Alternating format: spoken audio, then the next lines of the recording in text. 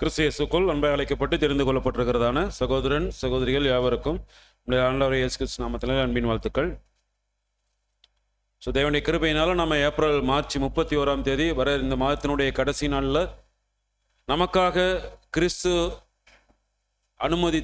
அனுசரிக்க சொன்ன ஒரே பண்டிகை, ஒரே அனுசரிப்பு, அந்த நினைவு கூறுதலின் ராபோஜன அனுசரிப்பை நாம் அதற்காக ஆயத்தம் பண்ணக்கூடிய இந்த ஒரு காலப்பகுதியில் அநேக நம்ம மத்தியில் இருக்கக்கூடியதான கசப்புக்கள், புளிப்புக்கள் இதெல்லாம் எடுத்து போட தேவன் இந்த காலப்பகுதிகளை கொடுத்து நம்மளை பரிசுத்தமாக்கி துப்புரவு உண்மை என்கிற நிலையில் அந்த பாத்திரத்தில், அந்த பந்தியில் பாத்திரம் உள்ளவர்களாக கை வைக்க தேவன் கிருபை நம்மத்தில் பாராட்டிட்டு வராங்க. ஒவ்வொரு நாளும் நம்மளை வேத வசனங்களால் ஆண்டவருடைய அப்பத்தையும் ரத்தத்தையும் குறித்தான சத்தியங்களை கொடுத்து நம்மளை புதுப்பித்து கொண்டே வராங்க. எதுக்கு அப்படின்னா, மிக விரைவாக அந்த ஒரு பந்தியில் அநேக வருடங்கள் கடந்து வந்துட்டோம். பட் ஒவ்வொரு முறையும் நம்ம பரிசுத்தமாக தான் அதை அனுசரித்தோமா என்கிற ஒரு கேள்வி இருக்கு. ஸோ அந்த ஒரு நிலை, அந்த ஒரு பந்தியில் கை வைப்பதற்கு முன்பதாக எப்படிப்பட்ட ஒரு மனநிலைமையில், எப்படிப்பட்ட ஒரு சுத்திகரிப்பு தன்மையோடு எப்படி சுத்திகரிக்கணும் என்கிற விதத்தில் இந்த பாடம் இன்னைக்கு நாம் பார்க்க போகிறோம். ஸோ இந்த பாடத்தில் அப்பத்தை குறித்து ரத்தத்தை குறித்து நம்ம பார்க்க போகிறது இல்லை. ஸோ அந்த பந்தியில் கை வைக்க எப்படிப்பட்ட தகுதி தேவை, அந்த தகுதி இதுவரை கடந்து வந்த காலப்பகுதியில் நம்ம இடத்துல காணப்பட்டுச்சா, இப்போ எப்படி இருக்கு, இனி எப்படி இருக்க வேண்டும் என்கிற ஒரு சிந்தனையில் இந்த பாடம் கர்த்தருடைய பாத்திரத்தை சுமப்பவர்களே உங்களை சுத்திகரியுங்கள் என்கிற தலைப்பின் கீழாக சில காரியங்கள் நாம் தியானிக்கலாம். ஆதார வசனம் வாசிக்கலாம். ஏசாயா 52 அதிகாரம் 11 வசனம் வாசிக்கலாம். ஏசாயா 52 அதிகாரம் 11 வசனம். புறப்படுங்கள், புறப்படுங்கள், அவ்விடம் விட்டு போங்கள், அசுத்தமானதை தொடாதிருங்கள், கர்த்தருடைய பாத்திரங்களை சுமக்கிறவர்களே அதன் நடுவிலிருந்து புறப்பட்டு உங்களை சுத்திகரியுங்கள்.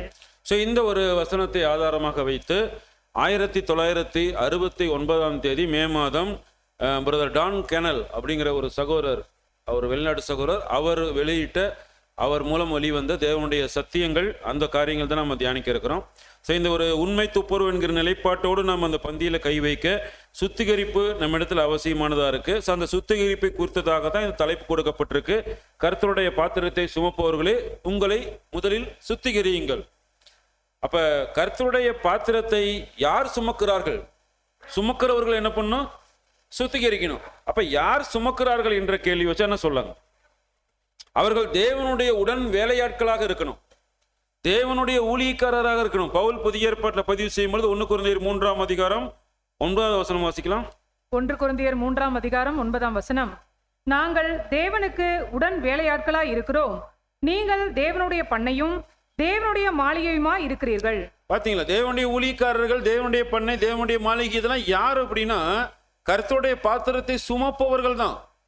அவங்க தான் பார்க்குறோம் தேவனுடைய ஊழியக்காரராக காட்டப்படுகிறத பார்க்குறோம் இல்லைங்களா? இந்த அதிகாரத்திலே பவுல் தொடர்ந்து பேசும் பொழுது ஒரு பில்டிங் கட்டுகிற அந்த ஒரு சூழலை குறித்து, அந்த ஒரு காரியத்தினுடைய ஆழங்கள் மிக அதிகமாக அங்கே அப்போஸ்தலன் பவுல் பதிவு செய்திருப்பாங்க. 11 வசனம் வாசிக்கலாம். 1 கொரிந்தியர் 3 அதிகாரம் 11 வசனம். 1 கொரிந்தியர் 3 அதிகாரம் 11 வசனம். போடப்பட்டிருக்கிற அசிபாரமாகிய இயேசு கிறிஸ்துவை அல்லாமல் வேறே அசிபாரத்தை போட ஒருவனாலும் கூடாது. யாருமே முடியாது. இந்த ஒரு சத்தியம், ஈடுபலி என்கிற சத்தியத்தின் மேலதான் இந்த ஒரு அடுத்த அந்த கோட்பாடுகள், அடுத்த கல் வச்சு கட்ட முடியுமே தவிர வேற அசிபாரக்கல் இந்த ஒரு திருச்சபைக்கு என்ன பண்ண முடியாது, ஃபவுண்டேஷன் ஸ்டோனாக வருவதற்கான வாய்ப்பே கிடையாது, ஆண்டவர் இயேசு கிறிஸ்து தவிர. ஆக தேவனுடைய ஆலயமாகிய இயேசு கிறிஸ்து என்கிற அசிபாரத்தின் மேல யார் கட்ட போறாங்க, எப்படிப்பட்ட மணல் கட்டுவாங்க அப்படின்னு பவுல் அங்க பதிவு செய்யும் பொழுது கூட 12 வசனம் வாசிங்க. அதுல 1 கொரிந்தியர் 3 அதிகாரம் 12 வசனம். ஒருவன் அந்த அஸ்திபாரத்தின் மேல் பொன், வெள்ளி, விலையேற பெற்ற கல், மரம், புல், வைக்கோல் ஆகிய இவைகளை கட்டினால் வாசிங்க, தொடர்ந்து வாசி. அவனவனுடைய வேலைப்பாடு வெளியாகும். சோ பார்க்கும் பொழுது சகோதரன் சொல்ல இந்த இடத்துல அந்த 2 விதமான குணலட்சணங்கள் இந்த வசனத்துல காட்டப்பட்டிருக்கு. தேவன் எதிர்பார்க்கிற குணலட்சணம் கொண்ட வகுப்பார் இதுல இருக்கிறாங்க. தேவன் வெறுக்கிற வகுப்பாரும் என்ன பண்றாங்கன்னா இதே அந்த வசனத்துக்குள்ள 2 வகுப்பார் காட்டப்பட்டிருக்கிறத பாக்குறோம் இல்லைங்களா? ஆக இயேசு கிறிஸ்து என்கிற அஸ்திபாரத்தின் மேல அவர் என்ன எதிர்பார்க்கிறார், எதை வைத்து கட்ட வேண்டும் எதிர்பார்க்கிறார்னா தங்கம், வெள்ளி, வெளியேறப்பட்ட கல், இந்த ஒரு இதுல கட்டணும்னா அவர் எதிர்பார்க்கிறார். ஆனா மரம் புல் வைக்கோல் இதுல இந்த ஒரு ஈடுபலி என்கிற கிறிஸ்டியன்கிற இந்த ஒரு போதனையினுடைய ஆலயத்தினுடைய அஸ்திபாரத்தின் மேல ஒருவேளை மரம் புல் வைக்கோல் வைத்து ஒருவேளை கட்டிட்டோம்னா தேவனுடைய பார்வையில அங்க நம்ம வெறுக்கப்பட்டவர்களாக, அங்க வாந்தி பண்ணி போடப்பட்டவர்களாக காணப்படுகிறத பார்க்கிறோம். இந்த 2 வகுப்பாருக்கு வரக்கூடிய ரிவார்டு என்ன, அங்க அவர்களுக்கு வெகுமதி கொடுக்கப்படுதுன்னா தொடர்ந்து வசன பகுதிகள் 16, 17 வாசிக்கலாம். 1 கொரிந்தியர் 3ஆம் அதிகாரம் 16, 17 வசனங்கள். நீங்கள் தேவனுடைய ஆலயமாய் இருக்கிறீர்கள் என்றும் தேவனுடைய ஆவி உங்களில் வாசமாய் இருக்கிறார் என்றும் அறியாதிருக்கிறீர்களா? சோ தங்கம் வெள்ளி வெளியேறப்பட்ட கல்ல கட்டக்கூடிய ஒரு சகோதரன் சகோதரி மத்தியில அவங்க தான் ஆலயமாகவும் தேவனுடைய ஆவி அவரிடத்தில் வாசம் பண்ணுகிற ஒரு சூழலும் காணப்படுகிறதாக ஒரு ரிவார்டு கொடுக்கப்படுகிறது. அடுத்த வகுப்பாரை குறித்து பார்க்கும்போது வாசிங். ஒருவன் தேவனுடைய ஆலயத்தை கெடுத்தால் அவனை தேவன் கெடுப்பார். சோ பார்க்கிறோம் சகோதரன் சொல்லி தேவனுடைய ஆலயம் அப்படிங்கிற ஜெயம் கொள்ளக்கூடிய வகுப்பாரை குறிச்சு தேவன் அங்க பார்க்கறான். அவர்கள் தங்கம் வெள்ளி வெளியேறப்பட்ட கல்ல அவங்க கட்ட வருவாங்க. இன்னொரு வகுப்பார் பார்க்கிறோம், இந்த அழைப்புக்குள்ள தான் வராங்க. இந்த அழைப்புக்குள்ள தேவனுடைய ஆலயமாகத்தான் காட்டப்படுகிறார்கள். நீதியின் சால்வை போட்டப்படுகிறது, ஜெனிப்பித்தல் நடக்கப்படுகிறது. உள்ள வந்த பிறகு தேவனுடைய ஊழியங்களை தடை செய்கிற, தேவனுடைய ஊழியக்காரர்களை தடை செய்கிற, சபைக்குள்ளாக அமளி கொண்டு வருகிற, குழப்பத்தை கொண்டு வருகிற இப்படிப்பட்ட காரியங்கள் ஈடுபடும் பொழுது அவர்களை குறித்து அப்போஸ்தலன் பவுல் எபிரேயருக்கு எழுதுகிறார். சில வசன பகுதியில் வாசிக்கும் பொழுது எபிரேயர் 6ஆம் அதிகாரம் 4 வாசிங்க. எபிரேயர் 6ஆம் அதிகாரம் வசனம் 4 முதல். ஏனெனில் ஒரு தரம் பிரகாசிக்கப்பட்டும் பரம ஈவை ருசி பார்த்தும் பரிசுத்த ஆவியை பெற்றும் தேவனுடைய நல் வார்த்தையையும் இனி வரும் உலகத்தின் பலன்களையும் ருசி பார்த்தும் மறுதலித்து போனவர்கள் தேவனுடைய குமாரனை தாங்களே மறுபடியும் சிலுவையில் அறைந்து அவமானப்படுத்துகிறபடியால் மனம் திரும்புதற்கேதுவாய் அவர்களை மறுபடியும் புதுப்பிக்கிறது கூடாத காரியம். தேவனுடைய சத்தியத்துக்கு எதிராக தடைக்கல்ல போடக்கூடிய அந்த ஒரு நிலை நம்மத்தில யார் மத்தியிலுமே காணப்படக்கூடாது. தேவனுடைய ஊழியக்காரர்களை தடை செய்கிற, அவருடைய ஊழியத்தை தடுக்கிற காரியங்கள்ல ஒரு காலம் ஈடுபட்டவே கூடாது. மிகப்பெரிய அது ஒரு வஞ்சனையாக நமக்குள்ளாக அங்க போயிருங்கிறத பார்க்கிறோம். இப்படியாக அநேக பாத்திரங்கள் சுமப்பவர்களை குறித்து வேதத்தில் நம்ம பார்க்க முடியும். விதவிதமான ஒரு மனநிலைமையில தேவனுடைய பாத்திரத்தை அவங்க சுமக்கிறவர்கள், தேவனுடைய உடன் வேலையாட்கள் அநேக மனநிலைமையில வெவ்வேறு விதத்துல ஊழியங்கள் செய்து கொண்டிருக்கிறத பார்க்க முடியும். இதை நேரடியாகவே பழைய ஏற்பாட்டு காலத்துல பார்க்கும் பொழுது ஆசாரிப்பு கூடாரத்துல அங்க அநேக தட்டுமுட்டு சாமான்கள் இருக்குது நமக்கு தெரியும். யாத்திராகமம் 38ஆம் அதிகாரம் அநேக காரியங்கள் அதுல இருக்கு. 3ஆம் வசனம் வாசிக்கலாம். யாத்திராகமம் 38ஆம் அதிகாரம் வசனம் 3. அந்த பீடத்தின் சகல பனிமுட்டுகள் ஆகிய சாம்பல் எடுக்கத்தக்க சட்டிகளையும் கரண்டிகளையும் கிண்ணிகளையும் முள் துறடுகளையும் நெருப்பு சட்டிகளையும் உண்டாக்கினான். அதன் பனிமுட்டுகளை எல்லாம் வெண்கலத்தினால் பண்ணினான். நமக்கு தெரியும் இல்லைங்களா, அது வெண்கலம் இல்லை இல்லைங்களா, அது எல்லாமே தாமரம் காப்பரம் பார்க்கிறோம். அது பார்க்கும் பொழுது சகோதரன் சொல்லி இந்த பாத்திரத்தெல்லாம், இந்த கிண்ணி கரண்டி முள் துறடு சட்டி இதெல்லாம் யார் தொட முடியுங்க, யார் கழுவ முடியும்? தேவனுடைய பாத்திரங்கள். இந்த பாத்திரத்தை யாருக்கு சுத்தம் செய்யும் அங்க அனுமதி கொடுக்கப்பட்டிருக்கு? உள்ள இருக்கக்கூடிய ஆசாரியர்கள் லேவியர்கள் இல்லைங்களா, அவங்க தான் பண்ண முடியும், தொட முடியும், அந்த பாத்திரங்களை கழுவ முடியும். ஆக இந்த பாத்திரங்கள் தேவனுடைய ஆலயத்தில் நிழல் காணப்பட்ட ஆசாரிப்பு கூடாரத்தில் காணப்பட்ட தேவனுடைய பாத்திரங்களை பயன்படுத்துவதற்கு முன்பும் கழுவ வேண்டும், பயன்படுத்தின பின்பும் கழுவ வேண்டும். ஒரு இடத்துல இருந்து இன்னொரு இடத்துக்கு கொண்டு போனா கழுவணும், இன்னொரு இடத்துல கொண்டு போய் இறக்கும் போது கழுவணும், அதை கழுவிக்கிட்டே இருக்கணும். இதான் அங்க பழைய ஏற்பாடுல அங்க கொடுக்கப்படக்கூடிய ஒரு சூழல். அதே மாதிரி அந்த பாத்திரத்தை பயன்படுத்துகிற பிரதான ஆசாரியர்கள் முதலில் அவங்கள சுத்திகரிச்சுக்கணும், அவங்கள கழுவப்படணும். அவங்க கழுவப்பட்ட பிறகு தேவனுடைய பாத்திரங்களை சுமக்கணும், தேவனுடைய பாத்திரங்களை சுமந்த பிறகு தேவனுடைய பாத்திரங்களை அவங்க கழுவணும், பிறகு அவங்களையும் என்ன பண்ணிக்கணும், கழுவிக்கணும். இது ஒரு பெரிய ஒரு ப்ராசஸ் அன்னைக்கு பண்ணாங்க. தேவனுடைய பாத்திரத்தை பரிசுத்தமாக்கி வைக்கிற விஷயத்துல அவ்வளோ கருத்தும் கொண்டுமா இருந்தாங்க. நாம் நிறைய அந்த பைபிள் ஸ்டடியில் நம்ம பார்த்துருப்போம்.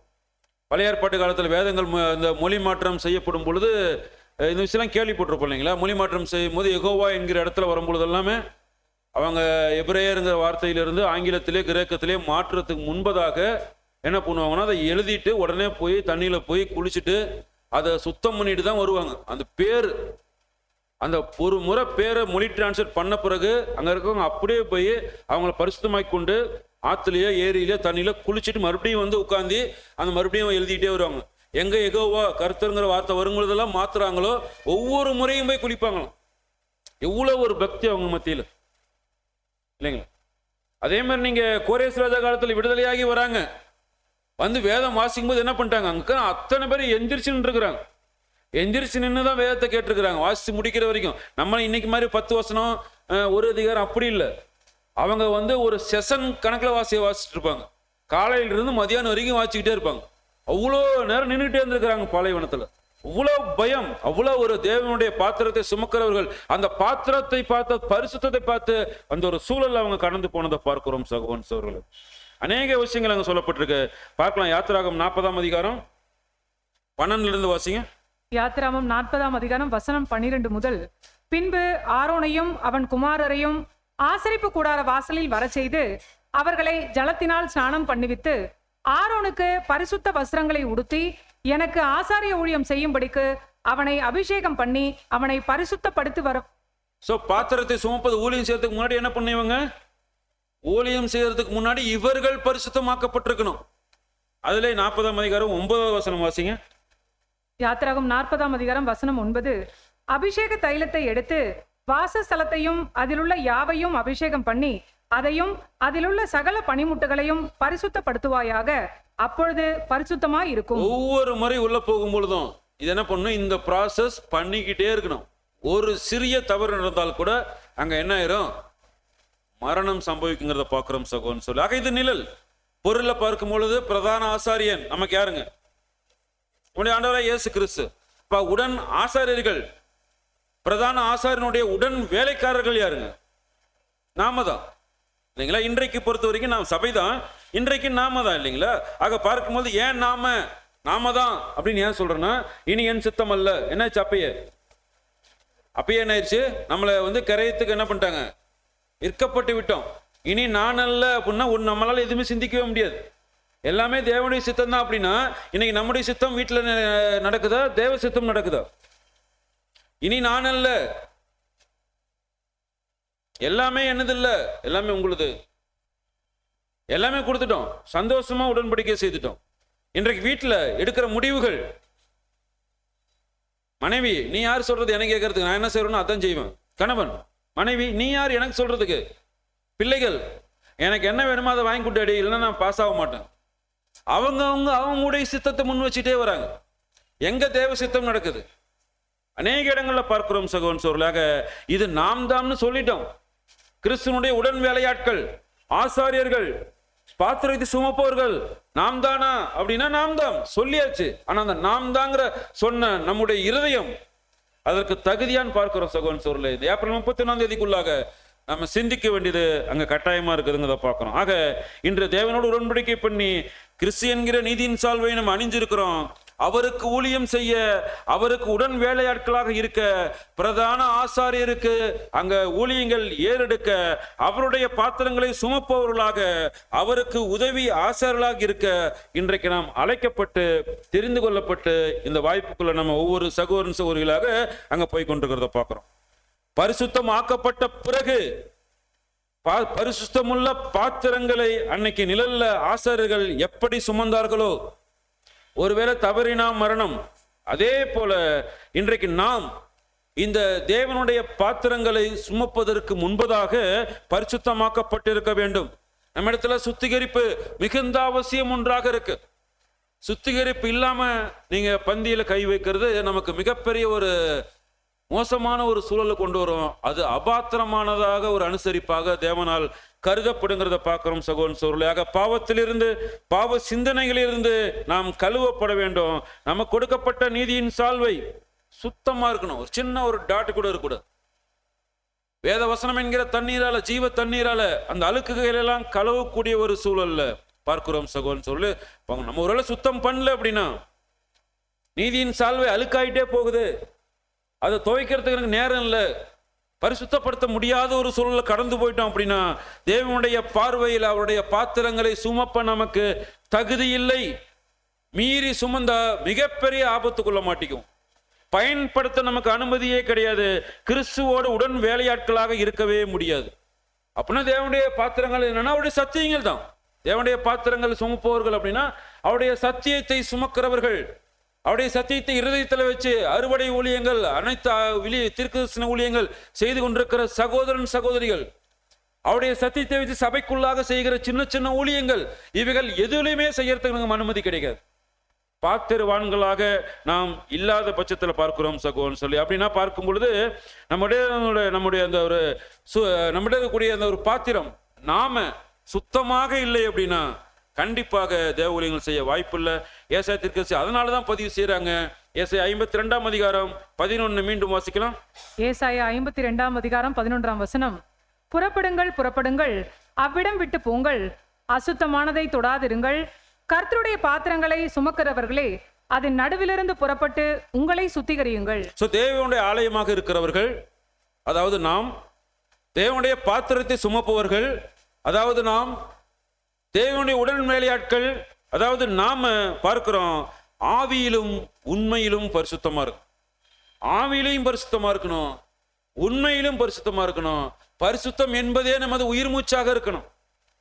இது இல்லை அப்படின்னா பாத்திரங்களை சுமப்பது மிகப்பெரிய தீமையான ஒரு காரியமாக நம்ம மத்தியில காணப்படுங்கிறத பார்க்கிறோம் சகோன்னு சொல்லி. இன்றைக்கு பார்க்கும்போது நம்ம மாம்சத்துல நம்ம பாடியை நம்ம கிளீன் பண்ணிக்கிறோம், குளிக்கிறோம் இல்லைங்களா? அழுக்காவது தலைமுடி கை காலெல்லாம் அழுக்காவது குளிக்கிறோம். இந்த தலைமுடி கை காலெல்லாம் எப்படி நம்ம பண்றோம்னா, ஒரு சோப்பு நிறைய டிஃப்ரெண்ட் வேறு கம்பெனி சோப்புலாம் இருக்கு. சுடு தண்ணியோ பசு தண்ணியோ ஊற்றி என்ன பண்ணிக்கிறோம், அந்த சோப்லாம் அப்ளை பண்ணிக்கிறோம். நம்ம ஈஸியாக நம்ம சுத்தம் பண்ணிடுறோம் சரீரத்தை. ஆனால் முழுமையாக சுத்தம் பண்ணுறோமான்னு தெரியல. ஆனால் என்ன பண்ணிக்கிறோம், ஓரளவுக்கு சுத்தம் பண்ணிக்கிறோம், எளிதாக பண்ணிடுறோம். இது வெளிப்புற அழுக்கு. உள்ளான அழுக்குகள், இருதயத்தில் இருக்கக்கூடிய தவறான சிந்தனைகள், போட்டி பொறாமை, முறுமுறுக்கிறது, பற்கடிப்பு, கோபம், இந்த மாதிரி அந்த சாத்தானுடைய கிரியைகள், மாம்சத்தினுடைய கிரியைகள் அதிகமாக இருக்கும் பொழுது அதை மிக எளிதாக சுத்தம் பண்ணவே முடியாது. மிக கடினம். அது வெளிப்புற அழுக்க மிக எளிதாக நம்ம சுத்தம் பண்ணிடலாம்.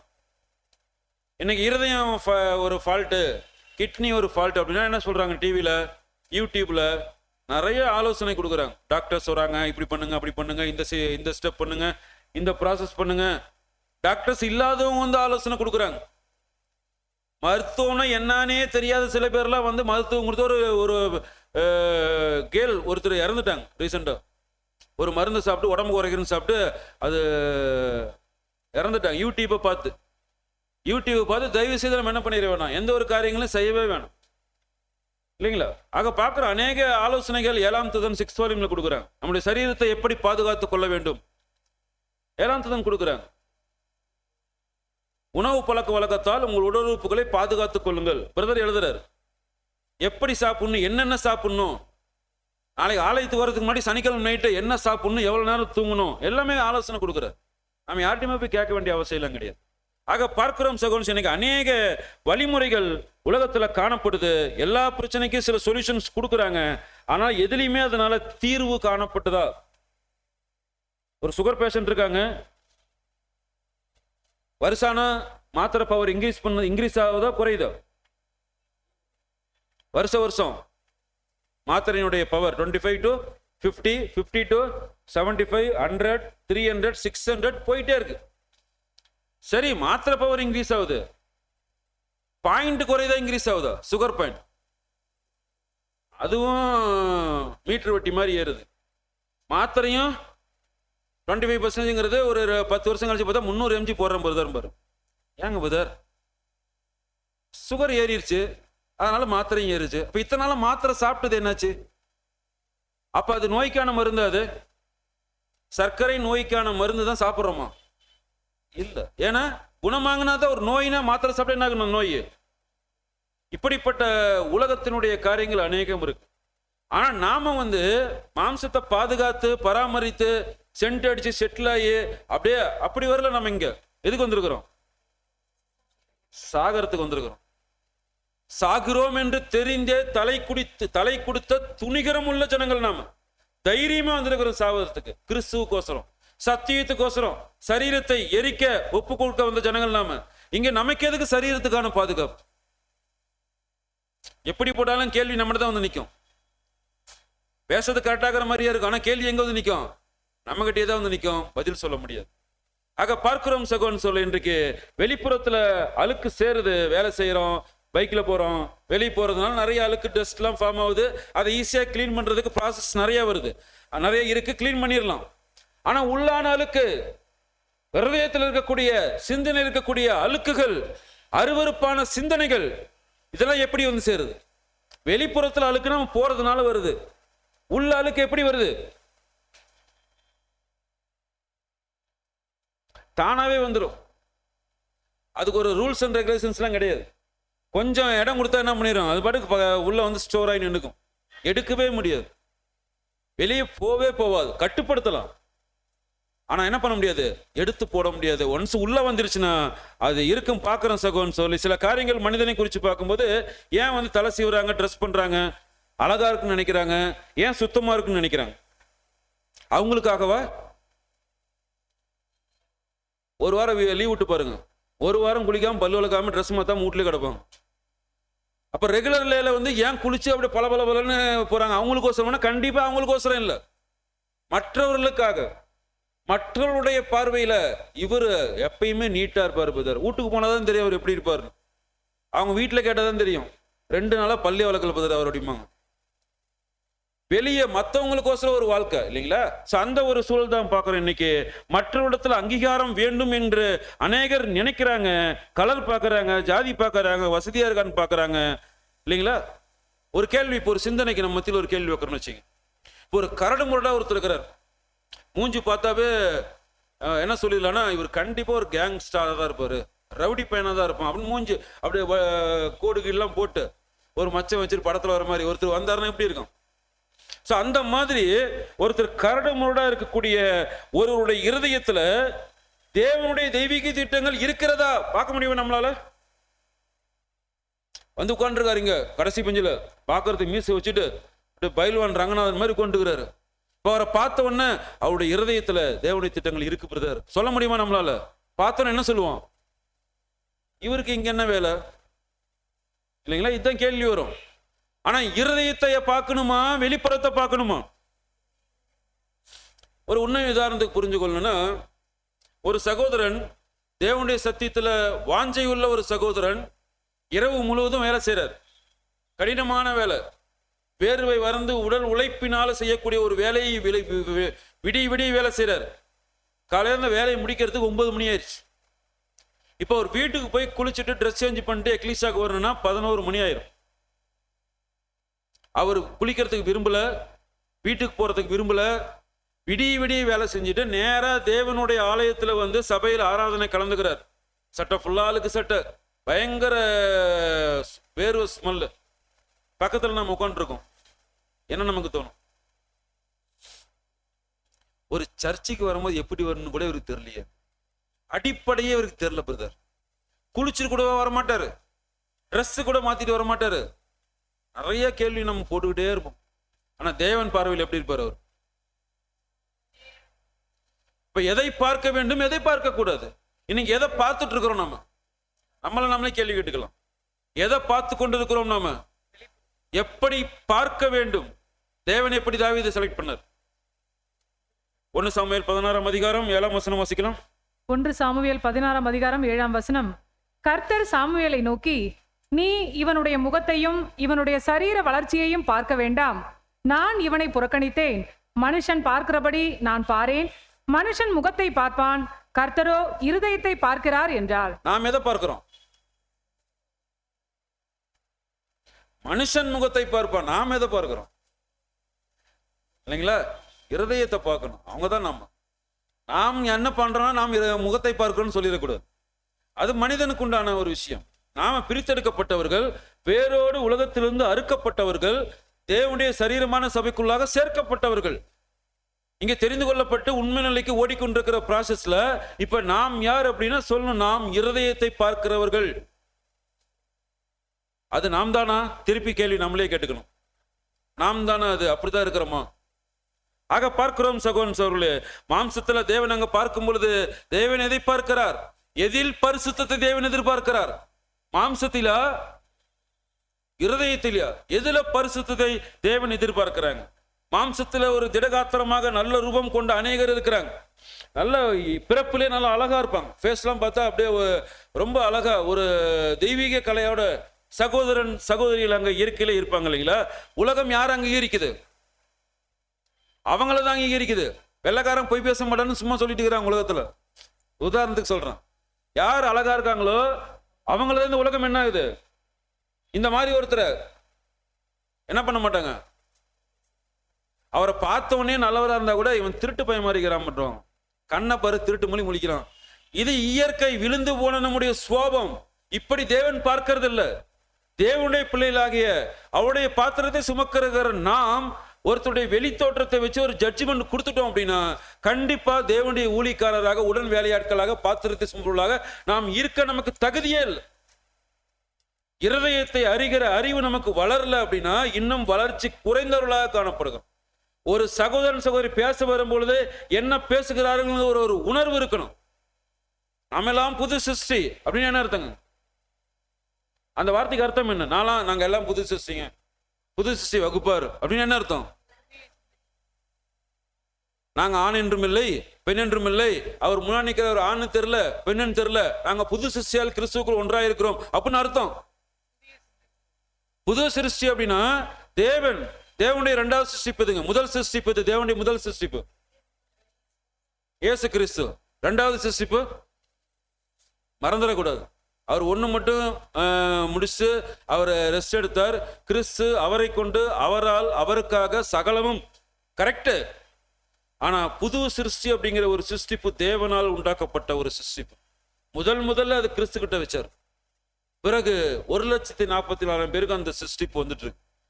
அந்த சிருஷ்டிப்பாலதான் நமக்குள்ள இருக்கக்கூடிய உள்ளான மனுஷன் மூலமாகத்தான் நம்ம ஒரே சரீரமாக உட்கார்ந்துருக்கிறோம்.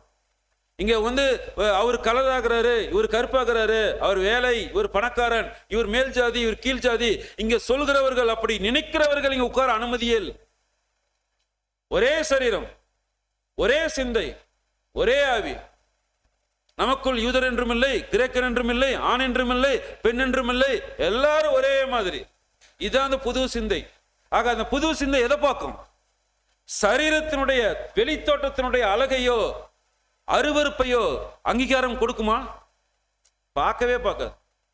அதனுடைய சிந்தனை உள்ளான தேவனுக்குரிய காரியங்கள்ல இந்த இடத்துல இந்த புது சிருஷ்டி எப்படி இருக்கு இதுதான் பார்க்கும். மரியாள் வயிற்றுல கரு உருவாயிருச்சு. எலிசபெத் வீட்டுக்கு போறாங்க, என்ன ஆயிடுச்சுங்க? எலிசபெத் வயிற்றுல இருக்கிற குழந்தை எப்படி துள்ளும்? எதுக்கு அந்த வசனம் போட்டிருக்காங்க?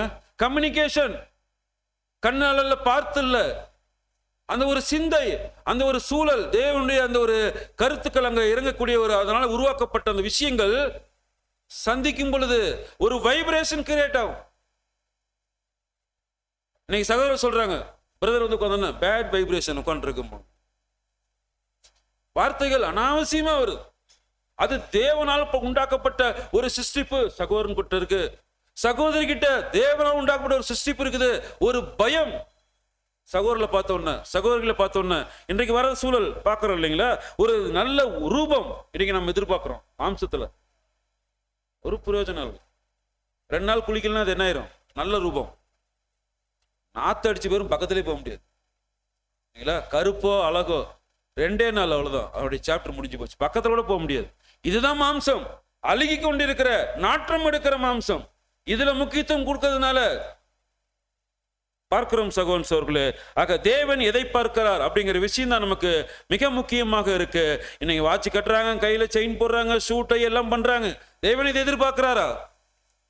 நல்லா ட்ரெஸ் பண்ணிட்டு வராங்க, அயன் பண்ணி, கஞ்சி பண்ணல அயன் பண்ணி கோட் ஷூட்டோட வராங்க. தேவன் இதை எதிர்பார்க்கிறாரா?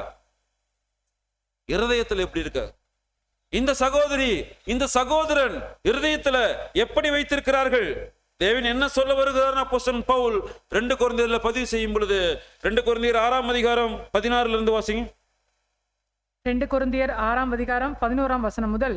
கொரிந்தியரே, எங்கள் வாய் உங்களோட 16ஆம் வசனம் 16 இருந்து வசனம் 16 முதல். தேவனுடைய ஆலயத்துக்கும் விக்கிரகங்களுக்கும் சம்பந்தம் ஏது? நான் அவர்களுக்குள்ளே வாசம் பண்ணி அவர்களுக்குள்ளே உலாவி அவர்கள் தேவனாய் இருப்பேன், அவர்கள் என் ஜனங்களாய் இருப்பார்கள் என்று தேவன் சொன்னபடி நீங்கள் ஜீவனுள்ள தேவனுடைய ஆலயமாய் இருக்கிறீர்களே. ஒவ்வொரு சகோதரனும் தேவனுடைய ஆலயமாக கருதப்படுகிறது உண்மை என்றால், ஒரு சகோதரனை பார்க்கும்போது அவருக்குள்ள யார் இருக்கிறார்? தேவனுடைய ஆலயம் என்கிற அவருக்குள்ளாக தேவனுடைய பிரசன்ஸ் அங்க இருக்கு. ஒரு சகோதரியை பார்க்கும்போது அந்த சகோதரி தேவனுடைய ஆலயம், அந்த சகோதரிக்குள்ள தேவனுடைய பிரசன்ஸ் அங்க இருக்கு. அந்த சகோதரி நாம் பார்க்கும் பொழுது ஒரு ஒரு ஒரு கொடிய ஒரு தவறான ஒரு எண்ணம், எவ்வளவு திமிர் இருக்கு அந்த சகோதரிக்கு அப்படின்னு நினைச்சிட்டோம்னா என்ன அர்த்தம்? தேவன் வாசம் அங்க இருக்குது. ஒரு சகோதரன் தேவனுடைய வாசிச்சிருக்கிறார், அங்க தேவனுடைய வாசம் அங்க இருக்கு. அந்த சகோதரனை பார்த்து எவ்வளவு கொழுப்பு இருக்கு இவருக்கு. இந்த வார்த்தைகள் வந்தது என்றால், இந்த மாதிரி வார்த்தைகள் யாருக்கு எதிராக பேசிட்டு இருக்கிறோம்? சிந்திக்க வேண்டியது அவசியமா இருக்கு இல்லைங்களா?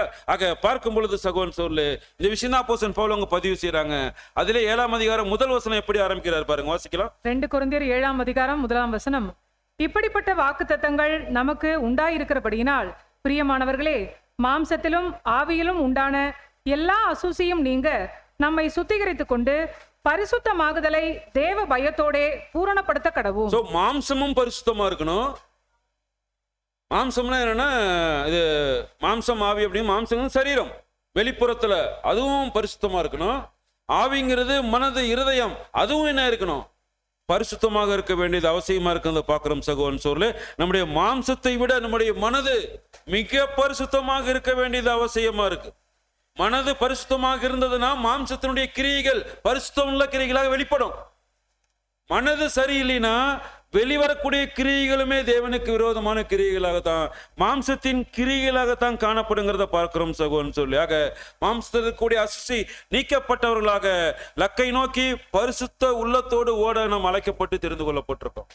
வரக்கூடிய ஏப்ரல் 31 பரிசுத்தமில்லாத நிலையில் நாம் கை வைத்தோமே என்றால் அது பாத்திரம் இல்லாத நிலையில் நாம் கை வைப்பதாக அது அடையாளம் காணப்பட்டு அதற்குண்டான தண்டனைகள் பெற்றுக்கொள்ள வேண்டியது அவசியமா இருக்கு. ஆக காலம் சமீபம், இன்னும் ஒரு மாச காலம் இருக்கு, இன்னும் 30 நாள் இருக்கு. தேவன் மன்னித்து மன்றாடி நாம் செய்த தவறுகள் எல்லாம் அங்க இல்லைங்களா அறிக்கையிட்டு மன்னிப்பை பெற்றுக்கொண்டு பரிசுத்தை நோக்கி ஓடும் பொழுது சகோதரன் சகோதரி, இது ஒரு லென்த் ப்ராசஸ், ஒரே நாள் நடக்கிற விஷயம் இல்ல. கர்த்தருக்கு பயப்படுதலே சரியான பரிசுத்தம், ஞானத்தினுடைய ஆரம்பம் எல்லாமே என்னது? கர்த்தருக்கு பயப்படுகிற காரியங்கள். ஆக பரிசுத்தம், சரியான பரிசுத்தம் என்பது கர்த்தருக்கு பயப்படுகிற ஒரு விஷயம் பார்க்கிறோம் இல்லைங்களா? ஆக பார்க்கும் பொழுது மாம்சத்தை முழுமையா ஃபுல்லா சுத்தம் பண்ண முடியுமான சில இடத்துல சுத்தம் பண்ண முடியாது. ஸோ பார்க்குற இடங்களை என்ன பண்ணிக்கலாம், சுத்தம் பண்ண முடியும். ஆனா பார்க்கும் பொழுது மனது மிக பரிசுத்தமாக இருக்கணும். சுத்திகரிப்பு 100% நடந்திருக்கணும் இருதயத்துல. அந்த சுத்திகரிப்பு தான் இன்றைக்கு நம்முடைய பாடமாக இருக்கு. சுத்திகரிப்பினுடைய அவசியம் பார்க்கிறோம் சகோதரன் சோர்களே. அன்றைக்கு பார்க்கும்போது அந்த ஒரு முதலாம் வருகையில் ஆண்டவர் இயேசு கிறிஸ்து பரிசேயர்களை எப்படி கடிந்து கொண்டார்? மத்தேயு 23ஆம் அதிகாரம் 25 இருந்து வாசிங்க. மத்தேயு 23ஆம் அதிகாரம் வசனம் 25 முதல். மாயக்காரராகிய வேத பாரகரே பரிசேயரே, உங்களுக்கு ஐயோ! போஜன பான பாத்திரங்களின் வெளிப்புறத்தை சுத்தமாக்குகிறீர்கள், உட்புறத்திலோ அவைகள் கொள்ளையினாலும் அநீதத்தினாலும் நிறைந்திருக்கிறது. குருடனான பரிசேயனே, போஜன பான பாத்திரங்களின் வெளிப்புறம் சுத்தமாகும்படி அவைகளின் உட்புறத்தை முதலாவது சுத்தமாக்கு. மாயக்காரராகிய வேத பாரகரே பரிசேயரே, உங்களுக்கு ஐயோ! வெள்ளையடிக்கப்பட்ட கல்லறைகளுக்கு ஒப்பாய் இருக்கிறீர்கள். அவைகள் புறம்பே அலங்காரமாய் காணப்படும், உள்ளேயோ ஆனால் மரித்தவர்களின் எலும்புகளினாலும் சகல அசுத்தத்தினாலும் நிறைந்திருக்கும். சோ பார்க்கிறோம், வெளியே எப்படிதான் வச்சிருக்கிறாங்க, நீட்டா வச்சிருக்கிறாங்க பரிசேயரப்ப. ஆனா கிறிஸ்து சொல்றாங்க 27வது வசனத்துல, அவங்க உள்ள பார்க்கும்போது மரித்தவருடைய எலும்புகளினாலும் சகல அசுத்தங்களினாலும் இருக்குது அப்படிங்கிறார். ஆக எதினால பரிசேயர் சதுசேயர் மத்தியில நம்முடைய ஆண்டவராகிய இயேசு கிறிஸ்து இப்படி பேசினார்னு பார்க்கும்போது ரொம்ப அழகா காமிச்சுக்கிட்டாங்க. வெளியே காப்பு நாடகளை தொங்க விடுகிறதுலையும் ரபி என்று அங்க அழைக்கப்படுகிறதுலையும் முக்கியத்துவம் வாங்கிட்டாங்க. மத்தேயு 23ஆம் அதிகாரம் 5ஆம் வசனம் வாசிங்க. மத்தேயு 23ஆம் அதிகாரம் 5ஆம் வசனம். தங்கள் கிரியைகளை எல்லாம் மனுஷர் காண வேண்டும் என்று செய்கிறார்கள். தங்கள் காப்பு நாடாக்களை அகலமாக்கி தங்கள் வஸ்திரங்களின் தொங்கல்களை பெரிதாக்கி. இதனால என்ன பண்ணிட்டாங்கன்னா, வெளிப்புறத்தினுடைய அழகா காமிச்சுக்கிட்டாங்க, உட்புறத்தினுடைய அழுக்க அருவருப்பை மறைச்சுக்கிட்டாங்க. யாருக்கு மத்தியிலனா? யூத ஜனங்கள் மத்தியில. தேவனுக்கு முன்பாக மறைக்க முடியாது இல்லைங்களா? அவர் இருதயத்தையும் உள்ளிருந்தயங்களையும் ஆராயவராக இருக்கிறாருன்னு பார்க்கிறோம். ஆக அன்றைக்கு அந்த பரிசேயர் பண்ணிக்கிட்டாங்க. ஆக பார்க்கும் பொழுது புரிந்து கொள்ள வேண்டிய விஷயம் என்னன்னா, உட்புறம் பரிசுத்தமாக இருந்தால் வெளிப்புறமும் பரிசுத்தமா இருக்கும். நம்முடைய வாயின் வார்த்தைகள் பரிசுத்தமுள்ள வார்த்தைகளாக வரும். யாருக்கு எதிராகவும் அடுத்தவரை காயப்படுத்தக்கூடிய வார்த்தைகள் வாயிலிருந்தே வராது. ஒரு வார்த்தை வந்ததுன்னா அடுத்தவருடைய நோய்களை, காயங்களை கட்டுகிற ஒரு சந்தோஷம் தருகிற வார்த்தையாகத்தான் இந்த ஒரு தேவனுடைய பாத்திரத்தை சுமக்கிறவர்கள் வாயிலிருந்து வார்த்தைகள் வரும். பேசினா அவங்களுக்கு மருந்தா போகும், பேசினா வியாதியா போச்சுன்னா அந்த ஒரு கண்டிஷன்ஸ்ல, ரொம்ப மோசமான கண்டிஷன்ஸ்ல அவங்க இருக்கிறாங்கன்னு புரிஞ்சுக்கிறத பார்க்கிறோம் சகோதரன் சொல்லி. ஆக வெளியே வந்து அழகா காமிச்சிட்டு பரிசேயர் உட்புறத்தை மறைத்து கொண்டார்கள். ஆக வெளிப்புற சுத்தம் எந்த விதத்திலையுமே உட்புறத்தை சுத்தமே படுத்தாது. ஆனா உள்ள சுத்தமா இருந்ததுன்னா ஆட்டோமேட்டிக்கா மாம்சத்தினுடைய கிரிகள், வெளியே கிரிகள் கூட அங்க சுத்தமாக இருக்கிறதுக்கு அங்க சூழல் வருங்கிறத பார்க்கிறோம் சகோதரன் சொல்லி. இன்னைக்கு பார்க்கும் பொழுது நம்முடைய இருதயம் சுத்தமாக இருக்க வேண்டியது அவசியமா இருக்கு. இந்த ஒரு வனாந்திர பிரயாணத்துல துப்புரவு உண்மை என்கிற நிலையோடு காணப்படணும்னா இந்த ஒரு காலப்பகுதியில விழித்திருத்தல் ரொம்ப அவசியம். விழித்திருள் அப்படின்னா நிச்சயமாக வஞ்சிக்கப்பட்டுரும். சண்டை போடுகிற குணம் இருக்கு இல்லைங்களா, ரொம்ப ஒரு மோசமான குணம். இன்னைக்கு எடுத்தே போட முடியாது. அந்த குணம் ஒருவருக்கு இருந்ததுன்னா அது பார்க்கும் பொழுது இந்த பாடத்தை எழுதின சகோதரர் என்ன சொல்றாருன்னா, அது காட்டுத்தீ போன்ற ஒரு செயல் அப்படிங்கிறார். சண்டை போடணுங்கிற எண்ணம் ஒருத்தருக்கு வந்துச்சு அப்படின்னா அது காட்டுத்தீ போக்கு ஒப்பிட்டு சொல்றாரு. ஏன் காட்டுத்தீக்கு ஒப்பிடுறாருன்னா, காட்டுத்தீயை வந்து நீங்க அணைக்கவே முடியாது, என்ன பண்ணாலும் அணைக்க முடியாது. நீங்க கட்டுப்பாடு பண்ணலாம், கொஞ்ச நேரம் கட்டுப்படுத்தலாமே தவிர அதே ஆஃப் ஆனாதான் முடிஞ்சது. இல்லைன்னா மனுஷனால ஒண்ணுமே பண்ண முடியாதுன்னா காட்டுத்தீயை கட்டுப்படுத்தவே முடியாது. அதே போலத்தான் சண்டை போடுகிற எண்ணம் நம்மால முழுமையாக எடுத்து போடவே முடியாது. ஒருவேளை அந்த எண்ணம் இருக்கக்கூடிய சகோதரன் சகோதரிகள் சத்தியத்தால என்ன பண்ணலாம், அப்படியே அடக்கி வைக்கலாம். ஆனா என்னைக்கா ஒரு என்ன ஆயிருது, மாம்சத்துக்கு இடம் கொடுக்கும்போது அப்படியே ஆர்டிஷன் விட்டுற மாதிரி பொங்கி தள்ளிடும். ஆக அந்த ஒரு குணம் மிகவும் மோசமான குணம். நம்முடைய பரிசுத்தத்தை குலைச்சலாக்குகிற மிக மோசமான ஒரு குணம் சண்டை போடுகிற குணம். நாம் சுத்திகரிப்புல மிக தடையாக இருக்கக்கூடிய மிக முக்கியமான ஒரு குணம் இந்த சண்டை போடுகிற குணம். இது கண்டிப்பாக எப்ப வேணாலும் வெளிவரும். ரொம்ப கவனமாக இருக்க வேண்டியது அவசியமா இருக்கு. பவுலுடைய வார்த்தைகளை கவனிக்கும் பொழுது ரோமர் 7ஆம் அதிகாரம் 18-19 வாசிக்கலாம். ரோமர் 7ஆம் அதிகாரம் வசனம் 18 மற்றும் 19. அது எப்படி எனில், என்னிடத்தில் அதாவது என் மாம்சத்தில் நன்மை வாசமாய் இருக்கிறதில்லை என்று நான் அறிந்திருக்கிறேன். நன்மை செய்ய வேண்டும் என்கிற விருப்பம் என்னிடத்தில் இருக்கிறது, நன்மை செய்வதோ என்னிடத்தில் இல்லை.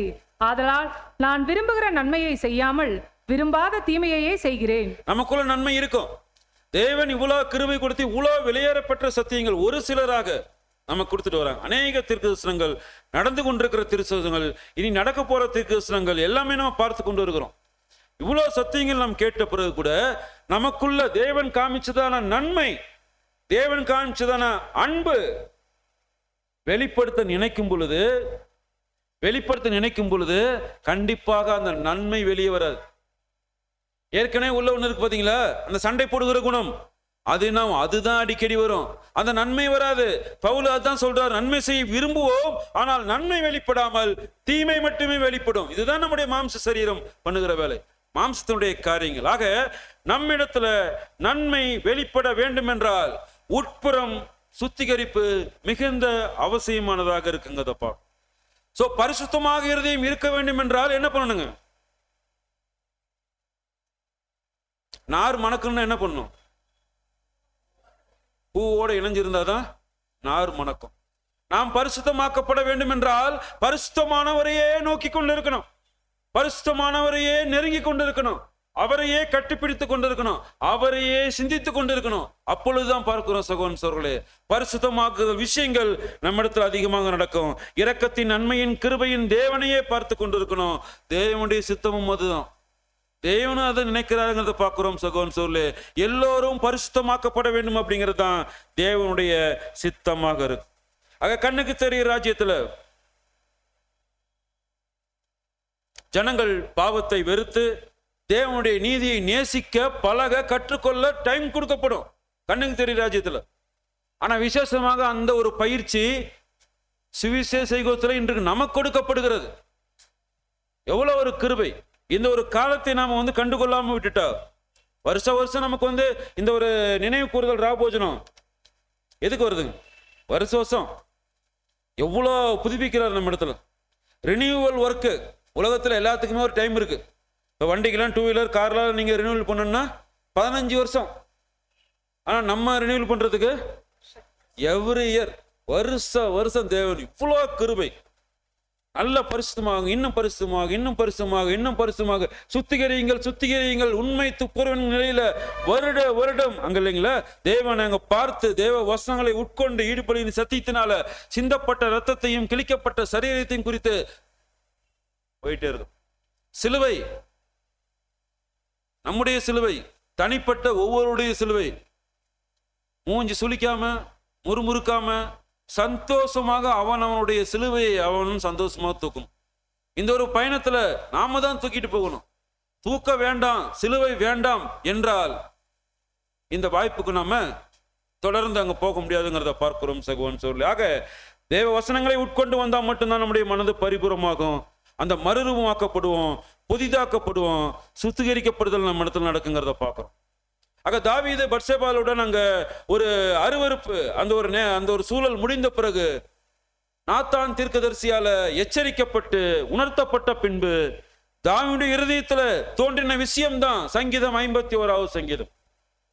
அவர் மனசாபப்பட்டு பேசும் பொழுது, அவர் சுத்திகரிப்படைய பேசும் பொழுது சங்கீதம் 51வது சங்கீதம் 1 மற்றும் 2 வசனங்கள் வாசிக்கலாம். சங்கீதம் 51ஆம் அதிகாரம் வசனம் 1 மற்றும் 2. தேவனே, உமது கிருபையின்படி எனக்கு இரங்கும், உமது மிகுந்த இரக்கங்களின்படி என் மீறுதல்கள் நீங்க என்னை சுத்திகரியும், என் அக்கிரமம் நீங்க என்னை முற்றிலும் கழுவி என் பாவமற என்னை சுத்திகரியும். சோ பார்க்கிறோம் சகோதரன் சொல்லிட்டு 3வது வசனம் சொல்றாரு பாருங்க, வாசிக்கலாம். அதுல என் மீறுதல்களை நான் அறிந்திருக்கிறேன், என் பாவம் எப்பொழுதும் எனக்கு முன்பாக நிற்கிறது. என்ன சொல்ல வர்றாருங்க 3ஆம் வசனத்துல? நான் எப்படிப்பட்ட பாவின்னு எனக்கு தெரியுங்கிறது நீங்க நாம சொல்ல முடியுமா? அவர் எழுதினது இன்னைக்கு உலகமே பார்க்குது, எல்லா கிறிஸ்தவர்கள் பார்க்குறாங்க. தாவீது பெரிய நீ பாவிதான் நீயே சொல்ற. இன்னைக்கு நம்ம எக்லீசியால சபை முன்னாடி நம்ம சொல்றோமா? சகோதரர் முன்னாடி, பிரதர் நான் பாவி பிரதர், பெரிய ஒரு அருவருப்பு செய்துட்டேன் சொல்லவே மாட்டோம். ஒரு நடிகர்கள் போல நம்ம வாழ்ந்துட்டு இருக்கிறோம் இல்லைங்களா? அப்படியே பரிசுத்தம் மாதிரி காமிச்சுக்கிறோம். அநேக அருவருப்புகள், தேவனுக்கு எதிரான விஷயங்கள் செய்யறோம், ஒத்துக்கிறது இல்லை இல்லைங்களா? அறிக்கை எடுக்கிற சூழல் இன்றைக்கு நம்ம மத்தியில குறைவாக காணப்படுகிறத பார்க்கிறோம் சகோதரன் சொல்லி. தாவீது சொல்றாரு, எப்படிப்பட்டவன் நான் எனக்கு தெரியும் தேவனே, மிக மோசமானவன் நான் சொல்லிட்டு அங்க ஜெபம் பண்றார். 51வது சங்கீதத்துல 9 மற்றும் 10 வசனங்கள் வாசிக்கலாம். சங்கீதம் 51ஆம் அதிகாரம் வசனம் 9 மற்றும் 10. என் பாவங்களை பாராதபடிக்கு நீர் உமது முகத்தை மறைத்து என் அக்கிரமங்களை எல்லாம் நீக்கியருளும். தேவனே, சுத்த இருதயத்தை என்னிலே சிருஷ்டியும், நிலைவரமான ஆவியை என் உள்ளத்திலே புதுப்பியும். என்கிற பாவத்தை பார்க்காதீங்க.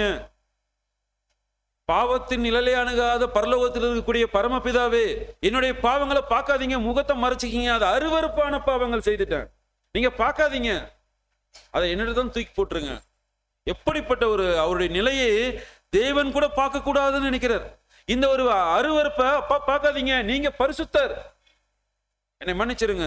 எப்படிப்பட்ட ஜெபங்கள், எப்படிப்பட்ட சூழல், எப்படி அவரை தாழ்த்துகிறார், கற்றுக்கொள்ள வேண்டியது அவசியமா இருக்கு இல்லைங்களா? சோ இடைவிடாமல் அங்க பாக்குறோம், அங்க ஒரு கேட்டுக்கொண்டே இருக்கிறாருங்க பாக்குறோம் சகோதரன் சொல்லி. தேவனிடத்துல கிருபை பெறாமல் யாருமே தேவனிடத்துல நெருங்கவே முடியாது. தாவீது அங்க சொல்றாரு 51ஆம் சங்கீதத்துல 12-13 வாசிக்கலாம். சங்கீதம் 51ஆம் அதிகாரம் வசனம் 12 மற்றும் 13. உமது இரட்சணியத்தின் சந்தோஷத்தை திரும்பவும் எனக்கு தந்து உற்சாகமான ஆவி என்னை தாங்கும்படி செய்யும். அப்பொழுது பாதகருக்கு உமது வழிகளை உபதேசிப்பேன், பாவிகள் உம்மிடத்தில் மனம் திரும்புவார்கள். பாரு, என்னை பரிசுத்தமாக்குங்க, அழுது ஜெபிக்கிறார், மன்றாடுகிறார். என் பாவத்தை பார்க்காதீங்க, நீங்க பரிசுத்தர், அவ்வளவு அருவருப்பான காரியங்கள் நான் செய்திருக்கிறேன், என்னை மன்னித்து பரிசுத்தமாக்குங்க. அடுத்தவர்களை பரிசுத்தமாக்குகிற அந்த உடன் வேலையாட்கள் ஊழியத்தை எனக்கு கொடுங்க. உம்முடைய பாத்திரத்தை சுமக்கிறவர்களாக, பரிசுத்தம் உள்ளவர்களாக சுமக்க தகப்பனே எனக்கு வாய்ப்பு கொடுங்க. என் வாய்க்கு காவல் வைங்க, நிலைவரமான ஆவியை கொடுங்க. இதெல்லாம் நம்ம அடிக்கடி ஜெபிக்கக்கூடிய ஜெபங்களாக இருக்கணும். தேவனிடத்தில் நெருங்கி பேசக்கூடிய, அடிக்கடி பேசக்கூடிய வார்த்தைகளாக இருக்கணும். நாம் சுத்திகரிக்கப்பட வேண்டும் என்றால் இவர்கள் நம்ம இடத்துல காணப்பட வேண்டியது அவசியமானதா இருக்குங்கிறத பார்க்கிறோம் சகோதரன் சொல்லு. தேவனிடத்துல இரக்கம் பெறணும்னா நம்முடைய இருதயம் பரிசுத்தமாக இல்லாமல் இரக்கம் பெறவே முடியாது. இரக்கம் என்ன இல்ல, அதை புரிஞ்சுக்கணும். நம்ம இரக்கம்னா என்னங்கிறத புரிஞ்சாதான் அடுத்து போக முடியும். இரக்கம், இப்ப நம்ம பரிசுத்தமா இருக்கிறோம், தேவன் இரக்கம் காட்டலார், இரக்கத்தை வாங்கிக்கிறோம். அந்த இரக்கம் என்றால் என்ன? நமக்கு வரக்கூடிய டெஸ்டிங்ஸ், நமக்கு வரக்கூடிய சோதனைகள், நம் மத்தியில் காணப்படுகிற அக்கினி, அதுதான் இரக்கம். இது என்னது, ஏதோ புதுமை என்ன பண்ணிடாது பேதுரு சொல்றாரு. இது உன் பக்கத்துல இருக்கிற அக்கினி ஏதோ புதுசுன்னு நினைச்சுக்காத, அது அவருடைய இரக்கம். எதுக்கு எப்படி இரக்கம்னு சொல்லலாம்? நம்முடைய விசுவாசத்தை, நம்மளை பரிசுத்தை பாட்டு நாளை ஒட்டுமொத்த உலகத்தை ஆளக்கூடிய ராஜரீக ஆசாரிய கூட்டமாக மாற்றுகிற தேவனுடைய பிளான்ல இது இரக்கமா யாருக்கும் கிடைக்காம நம்மகிட்ட வந்து செய்யறதா என்ன அர்த்தம்? இது இன்னொருத்தருக்கு இந்த வாய்ப்பு போகாம நமக்கு, நீ வா மகனே மகளே, இந்த ஒரு ராஜரீக ஆசாரிய கூட்டத்துக்கு வான் கூப்பிடுறாருன்னா நெருப்புல போட்டு சுத்திகரிச்சு பொன்னாக புலமிட்ட பிறகுதான் அப்படி ஊழியக்காரராக போக முடியும்னா நம்மளை நெருப்புல போறாருன்னா என்ன அர்த்தம்? அதன் பெயர் என்ன? அவருடைய இரக்கம்.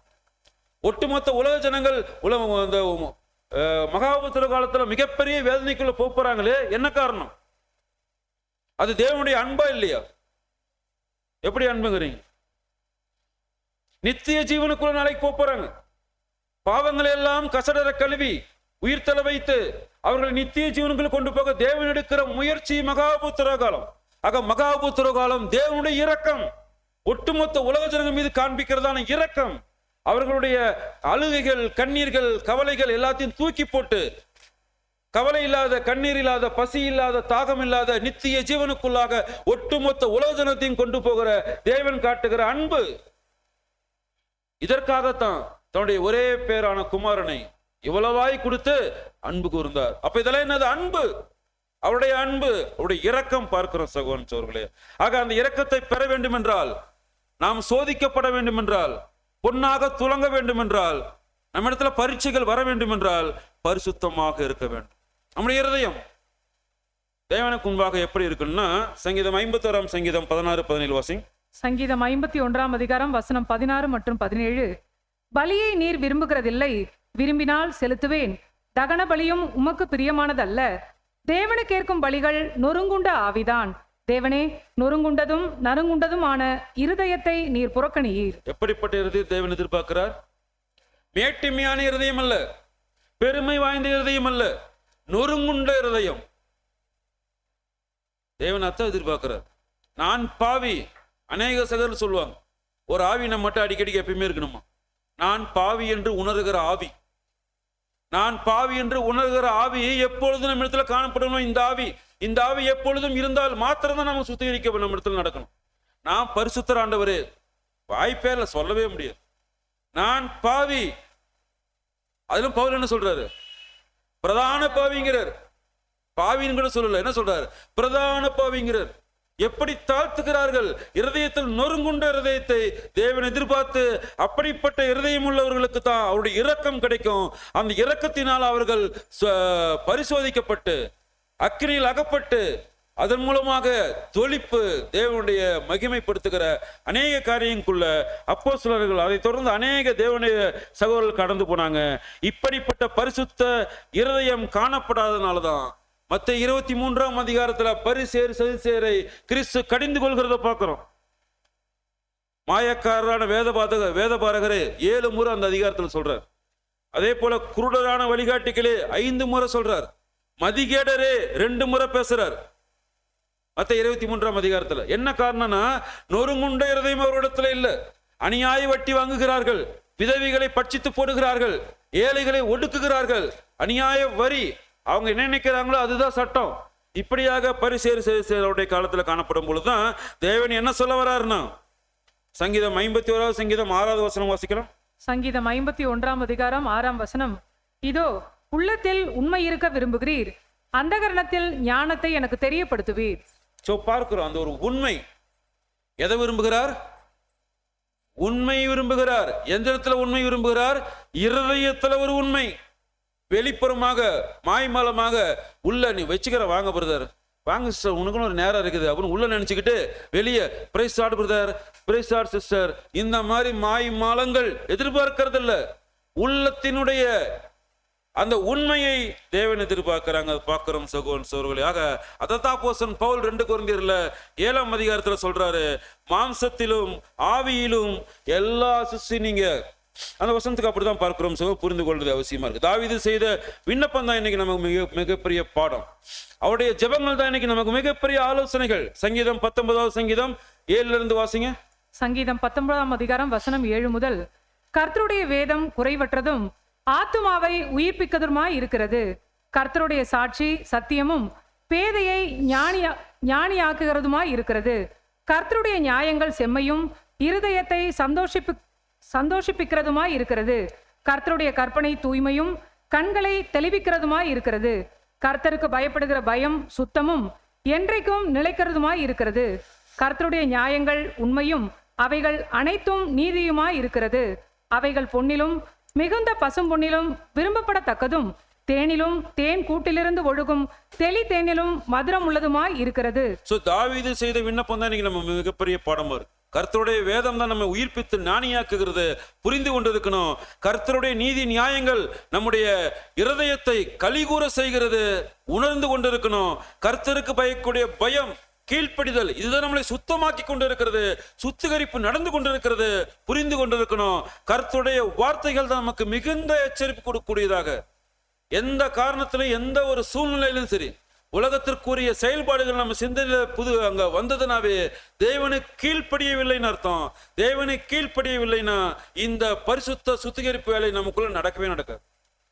எந்த சூழ்நிலையுமே, வீடா இருக்கட்டும், வேலை செய்கிற இடமா இருக்கட்டும், தேவனுடைய ஆலயமாக இருக்கட்டும், எந்த இடத்துலையுமே உண்மை நாடணும். யாரு மேல எந்த ஒரு கசப்பு, எந்த ஒரு புளிப்பு இருக்கக்கூடாது. இதுதான் நாம் காணப்பட வேண்டிய ஒரு சுத்திகரிப்பா இருக்கிறத பார்க்கிறோம் சகோதரர்களே. ஆக நம்முடைய பாவங்களை உணர வைக்கிறது தேவனுடைய வசனங்கள். மார்ச் 31ஆம் தேதி மாலை 8 மணிக்கு மேல அந்த ஒரு பந்தியில கை வைப்பதற்கு முன்பதாக நாம் கழுவப்பட்டிருக்கணும், புதுப்பிக்கப்பட்டிருக்கணும். தாவீதுடைய ஜெபம் நமக்கு அங்க சுத்திகரிப்பு பண்றதுக்கு மிகுந்த பிரயோஜனமாக இருக்கும். இருக்கிற காலப்பகுதியில பார்க்கிறோம் சகோதரர்களே, நம்ம அந்த ஒரு காரியங்கள் செய்ய நம்ம அந்த ஒரு முயற்சி எடுக்கணும் இல்லைங்களா? தாவீதுடைய விண்ணப்பத்திற்கு இசைவாக அப்போஸ்தலனாகிய பவுல் வார்த்தைகள், தாவீதுடைய வார்த்தைக்கும் பவுலுடைய வார்த்தைக்கும் சில வித்தியாசங்கள் இருக்கு. அவர்கள் பேசிட்ட வார்த்தைகள்ல தாவீது என்ன சொல்றார்? சங்கீதம் 19:13 வாசிங்க. சங்கீதம் 19ஆம் அதிகாரம் வசனம் 13. துணிகரமான பாவங்களுக்கு உமது அடியேனை விலக்கி காரும், அவைகள் என்னை ஆண்டு கொள்ள ஒட்டாதிரும். அப்பொழுது நான் உத்தமனாகி பெரும் பாதகத்துக்கு நீங்களாய் இருப்பேன். இந்த வசனத்துல என்ன சொல்ல வர்றார் தாவீது? அவருடைய பிரேயரினுடைய சென்டர் பாயிண்ட் என்ன? அவரை சுத்தப்படுத்த தேவன்கிட்ட விண்ணப்பம் வைக்கிறார். என்னை சுத்தப்படுத்துங்கப்பா, பிரேயர் வைக்கிறார். பவுல் சொல்றாரு 2 கொரிந்தியர் 7ஆம் அதிகாரம் 1ஆம் வசனம் வாசி. 2 கொரிந்தியர் 7ஆம் அதிகாரம் 1ஆம் வசனம். இப்படிப்பட்ட வாக்கு தத்தங்கள் நமக்கு உண்டாயிருக்கிறபடியினால் பிரியமானவர்களே, மாம்சத்திலும் ஆவியிலும் உண்டான எல்லா அசுசியும் நீங்க நம்மை சுத்திகரித்துக் கொண்டு பரிசுத்தமாகுதலை தேவ பயத்தோட பூரணப்படுத்த கடவோம். இதுல யார சுத்தம் பண்ண சொல்றார் பவுல்? தாவீது சொல்றாரு, அப்பா நீங்க என்னை சுத்தப்படுத்துங்கிறார். பவுல் சொல்றாரு, வாக்குத்தத்தங்கள்லாம் கொடுக்கப்பட்டாச்சு, வெளியாக்கப்படாத ரகசியங்கள் எதுவுமே இல்ல. இப்ப என்ன பண்ணுங்க, நீங்க உங்களை சுத்திகரித்துக் கொள்ளுங்கள் இல்லைங்களா? நம்ம இடத்துல காணப்படக்கூடிய எல்லா அசுசியும் நீங்கணும்னா தேவனிடத்துல நம்ம ஒப்படைத்து நாம் நம்மை சுத்திகரிக்க முயற்சி, அவருடைய இரக்கங்களுக்காக நம்முடைய ஜெபத்தின் வாயிலாக காத்திருக்க வேண்டியது அவசியமாக இருக்கு. நம்ம இடத்துல சுத்திகரிப்பு நடக்கல, ஒருவேளை குறைவா இருக்கு. சுத்திகரிப்புனா என்னன்னே தெரியல பிரதர், அது எப்படி பண்றதுன்னே தெரியல, இது வரைக்கும் நான் அதை கேள்விப்பட்டதே இல்லை. இப்படிலாம் சிந்தனை இருந்துச்சுன்னா என்ன அர்த்தம் தெரியுங்களா? ஒரு மிகப்பெரிய ஒரு டேஞ்சர் ஜோன்ல இருக்குன்னு அர்த்தம். என்ன டேஞ்சர் ஜோன் தெரியுங்களா? ஆணவம். ஆணவம் என்ன நினைக்கிறீங்க? ஆணவம் என்றால் என்ன? திமுறா பேசுறது. ஆணவம் என்றால் என்ன சொல்லலாம்? சரியான வார்த்தை. ஆணவம் என்றால் என்ன? 7ஆம் தூதன் அவர்கள் ரீபின்ஸ் 1296 5வது பேராகிராஃப்ல ஒரு பெரிய சப்ஜெக்டே கொடுக்குறார். விருப்பமுள்ள சகோதரர்கள் நீங்க தனிப்பட்ட முறையில் போய் செக் பண்ணி பாருங்க. நம்ம சில சின்ன பாயிண்ட்ஸ் பண்ணி சொல்லிட்டு போயிடலாம். ஆணவம் என்றால் என்ன? இது எப்படி பாவமாக துணிகரமாக கருதப்படுகிறது? ஆணவம் என்பது ஒரு அனுமானத்தில் நடக்கிற ஒரு செயல். ஒரு அனுமானத்துல இப்படியாக இருக்கலாம், இப்படி இருக்கலாம், ஒருவேளை அப்படி இருக்கலாம், அது இருக்காது, அப்படி இருக்காது. ஆனா நினைப்போம், இது பண்ணனா அது பண்ணிடலாங்க. எப்படியா பாசிபிலிட்டிஸ்லாம் விட்டுருங்க, இப்படி பண்ணா அப்படி பண்ணலாம். ஒரு அனுமானத்துல ஏற்படுகிறது.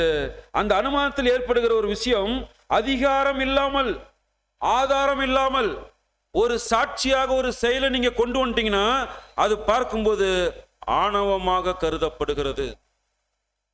நாம மாம்ச குறிச்சில பேசல, ஆணவம் என்கிற ஆவிக்குரிய நோய் குறித்து பேசிட்டு இருக்கிறோம். இது நம்ம சுத்திகரிக்க நம்மளை விடாது, பக்கத்திலே விடாது, சுத்திகரிப்பு செய்யவே முடியாது. ஆக சுத்திகரிப்பு செய்ய பார்க்கிறோம் சகோதரர்களே. அந்த ஆணவம் நம்ம இடத்துல காணப்படக்கூடாது.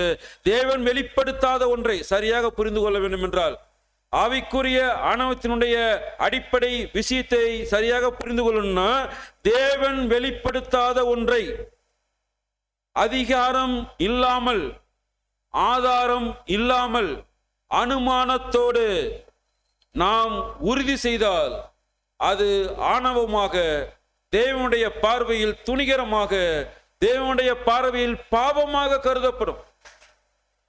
தேவனுடைய எந்த ஒரு விஷயத்தையும் தேவன் பேசாம, ஆதாரமே இல்லாம, அதிகாரம் இல்லாம ஒரு அனுமானத்தில் பேசுகிறது ஆவிக்குரிய ஆணவமாக அங்க பிரதர் ரசல் அவங்க குறிப்பிடுறாங்க. சோ தேவனுடைய மகா பரிசுத்த அந்த விசுவாசம் நம்ம உறுதியாக இருக்கணும். தேவனுடைய தெய்வீக திட்டத்துடைய முழு பகுதியும் தெரிஞ்சு வச்சிருக்கணும்.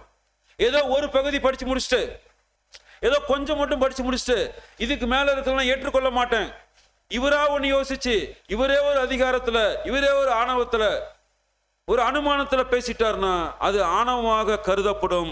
அந்த ஆணவம் அவருக்கு மட்டும் பாவம் அல்ல, அந்த ஆணவத்தோடு பேசுகிற பேச்சை கேட்கிற ஒட்டுமொத்த சபையும் அந்த பாவத்திற்கு இரையாகிறது. ரொம்ப கவனமாக இருக்க வேண்டியது அவசியமா இருக்குங்கிறத பார்க்கிறோம் சகோதரர்களே. தேவனுடைய திட்டத்தின் ஒரு சிறிய பகுதியை விடாப்பிடியாக கடைபிடித்து தவறுதலான மனித பகுத்தறிவின் மூலமாக அடிப்படை இல்லாமல், ஆதாரம் இல்லாமல் அனுமானத்தில் பேசுகிற அனைத்து விஷயமுமே ஆணவமாக கருதப்படுகிறது. அவைகள் சபைகளில் தடை செய்யப்படணும். அப்படிப்பட்ட கருத்துக்கள் வரும்பொழுது உடனடியாக அதை எடுத்து போட வேண்டியது சபையினுடைய கடமையாக இருக்கு. விட்டுட்டோம்னா அந்த ஆணவம் நம்மையும் ஆயிரும், கேட்கிறவர்களையும் பாதிப்புக்குள்ள கொண்டு போயிடும். ஸோ அதனால தான் பார்க்கிறோம் சகோன்னு சொல்லி அங்க ஏசாயா தீர்க்கதரிசி பதிவு செய்யும் பொழுது ஏசாயா 52:11 மீண்டும் வாசிக்கலாம். ஏசாயா 52:11 புறப்படுங்கள், புறப்படுங்கள், அவ்விடம் விட்டு போங்கள், அசுத்தமானதை தொடாதிருங்கள், கர்த்தருடைய பாத்திரங்களை சுமக்கிறவர்களே, அதன் நடுவிலிருந்து புறப்பட்டு உங்களை சுத்திகரியுங்கள். சோ மாம்சத்துல எல்லா அசுசியும் அங்க நீங்கள அப்படின்னா, சுத்திகரிப்பு நடக்கவில்லை என்றால் கர்த்தருடைய பாத்திரத்தை நம்மால் சுமக்க முடியாது. பந்தியில கை வைப்பது கூட துணிகரமான ஒரு காரியமாக காணப்பட்டோம். மறைமுக பாவங்கள் தெரியல நமக்கு, மறைமுக பாவங்கள் வாய்ப்பை விட்டு நம்ம வெளியே கொண்டு போயிடும். பாவங்களை நம்ம அறிக்கையிடல அப்படின்னா, மன்னிப்பை பெற்றுக்கொள்ளவில்லை என்றால் நம்ம வாய்ப்பு விட்டே வெளியேற்றோம். நாம வெளியே போகிறதே தெரியாமல் இருப்போம். அதான் ஆச்சரியம். சத்தியத்தை விட்டு சகோதர சபையை விட்டு வெளியே போயிட்டே இருப்போம், நமக்கே தெரியாது நான் செய்யறது கரெக்ட் அப்படிங்கிற மனநிலைமையோடு போய் கொண்டிருக்கிறது தான் பார்க்கிறோம் சகோதர சொல்லு. அங்க வருத்தத்துக்கு ஒரு காரியமா இருக்கு. பரிசு சத்தியம் என்கிற தூய தண்ணீரால, வசனத்தால கழுவப்படணும். பவுல் தீமோத்தேயுக்கு ஆலோசனை கொடுக்கிறார். எப்படிப்பட்ட ஒரு ஆலோசனை? 1 தீமோத்தேயு 4:16 வாசிக்கலாம். 1 தீமோத்தேயு 4:16 உன்னை குறித்தும் உபதேசத்தை குறித்தும் எச்சரிக்கையாயிரு, இவைகளில் நிலை கொண்டிரு, இப்படி செய்வாயானால் உன்னையும் உன் உபதேசத்தை கேட்பவர்களையும் ரட்சித்துக் கொள்ளுவாய். எப்படி இருக்கணுங்கிறார்? நம்மளை பரிசுத்தப்படுத்திக்கணும், நம்மளை குறித்து எச்சரிப்பா இருக்கணும். அடுத்து தேவனுடைய சத்தியங்கள் மீதும் எச்சரிப்பாக இருக்கணும், மிகுந்த கவனம் கொடுப்பவர்களா இருக்கணும். நம்மளையும் சுத்திகரிச்சுக்கணும். தேவனுடைய சத்தியம் சுத்திகரிக்கப்பட்ட சத்தியமாக கடந்து வருகிறதா, பரிசுத்தமுள்ள சத்தியமாக கடந்து வருகிறதா கவனிப்பது மிகுந்த அவசியமாக இருக்கு. இப்படி இருந்தால் சுத்திகரிப்பு நம்ம நடந்து நாம பாத்திரவான்களாக பந்தியில கை வைக்கலாம். இல்லை என்றால் நாம் அனுசரிப்பது அபாத்திரமான ஒரு அனுசரிப்பாக கடந்து போயிருங்கிறத பார்க்கிறோம் சகோதரர்களே. ஆக இந்த ஒரு வசனத்துல அப்போஸ்தலன் பவுல் என்ன சொல்ல வர்றாருன்னா, இந்த அதிகாரத்துல முதல் வசனம் வாசிங்க. 1 தீமோத்தேயு 4:1 1 தீமோத்தேயு 4:1 ஆகிலும் ஆவியானவர் வெளிப்படையாய் சொல்லுகிறபடி பிற்காலங்களிலே மனசாட்சியில் சூடுண்ட பொய்யருடைய மாயத்தினாலே சிலர் வஞ்சிக்கிற ஆவிகளுக்கும் பிசாசுகளின் உபதேசங்களுக்கும் செவி கொடுத்து, பிசாசின் உபதேசங்கள் பன்மையில சொல்லப்பட்டிருக்கா, ஒருமையில சொல்லப்பட்டிருக்கா? பிசாசின் உபதேசங்கள் அப்படின்னா பன்மையில சொல்லப்பட்டிருக்கு இல்லைங்களா? கடைசி வசனம் வாசிங்க. விசுவாசத்தை விட்டு விலகி போவார்கள். இல்ல 4ஆம் அதிகாரம் கடைசி வசனம். 1 தீமோத்தேயு 4ஆம் அதிகாரம் 16ஆம் வசனம். உன்னை குறித்தும் உபதேசத்தை குறித்தும் எச்சரிக்கையாயிரு, இவைகளில் நிலை கொண்டிரு. இப்படி செய்வாயானால் உன்னையும் உன் உபதேசத்தை கேட்பவர்களையும் ரட்சித்துக் கொள்ளுவாய். இந்த வசனத்துல உபதேசம்னு வருதா, உபதேசங்கள்னு வருதா? பன்மையில வருதா, ஒருமையில வருதா? சோ பிசாசின் உபதேசங்கள் தான் பன்மையில வருது. அது பலதரப்பட்ட உபதேசங்கள் இன்றைக்கு உலகத்தில் சுத்திட்டு இருக்கு. ஆனா தேவனுடைய சத்தியங்கள் ஒன்றே ஒண்ணுதான். தேவனுடைய தெய்வீக திட்டம் ஒண்ணுதான் இது. அதனாலதான் பார்க்கிறோம் சகோதரன் சொல்லி ஒருமையில சொல்லப்பட்டிருக்கு. கவனிப்பது அவசியமா இருக்கு. இல்லை என்றால் ஆணவமாக கருதப்படும். தேவனுடைய வார்த்தைகள் கவனிக்க வேண்டியது அவசியமா இருக்கு.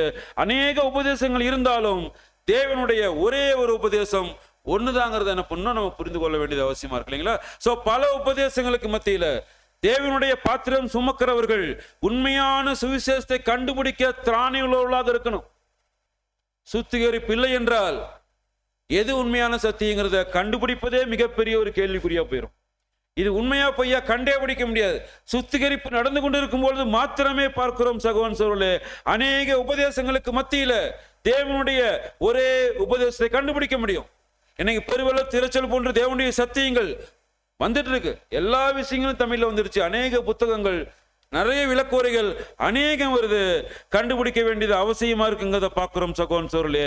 தேவனுடைய பிள்ளையாக இருக்கிற நாம், தேவனுடைய சத்தியத்தை சுமக்கிற நாம், உண்மையான சத்தியம் எது என்று கண்டறிந்து அந்த தேவனுடைய சத்தியம் உண்மையான சத்தியம் என்கிற பாத்திரங்களை சுமப்பவர்களாக காணப்படும். கள்ள சத்தியங்கள் கள்ள பாத்திரங்களை சுமப்பவர்களாக ஒரு நாளும் நாம் இருந்து விடக்கூடாது. ஆதாரம் இல்லாமல் அதிகாரத்தோடு யார் பேசினாலும் பேசினவர் ஆணவமாக அந்த பாவத்தில் பேசுகிறார் அர்த்தம். கேட்கிறவர்களும் அதே ஆணவம் என்கிற பாவத்தால் ஆட்கொள்ளப்படுகிறார்கள் அந்த சகோதரர் அங்க சொல்லப்படுகிறார். இந்த பாவத்துல சபையும் தள்ளப்படுகிறது. மிகுந்த ஒரு தியானிக்க வேண்டிய ஒரு காரியமா இருக்கு இல்லைங்களா? நம்முடைய எண்ணம், சொல், செயல் எல்லாமே நிச்சயமாக தேவனுடைய தெய்வீக திட்டத்தோடு இசைந்த ஆத்துமாக்களாக ஒரே சிந்தையில, ஒரே ஆவியில, ஒரே சரீரமாக தேவனோடு கிறிஸ்துவோடு பயணிக்க வேண்டியது அவசியமாக இருக்கு. கழுவப்பட்டு புதுப்பிக்கப்பட்டு பரிசுத்தமுள்ளவர்களாக பரிசுத்த சத்தியத்தை சுமக்கணும்.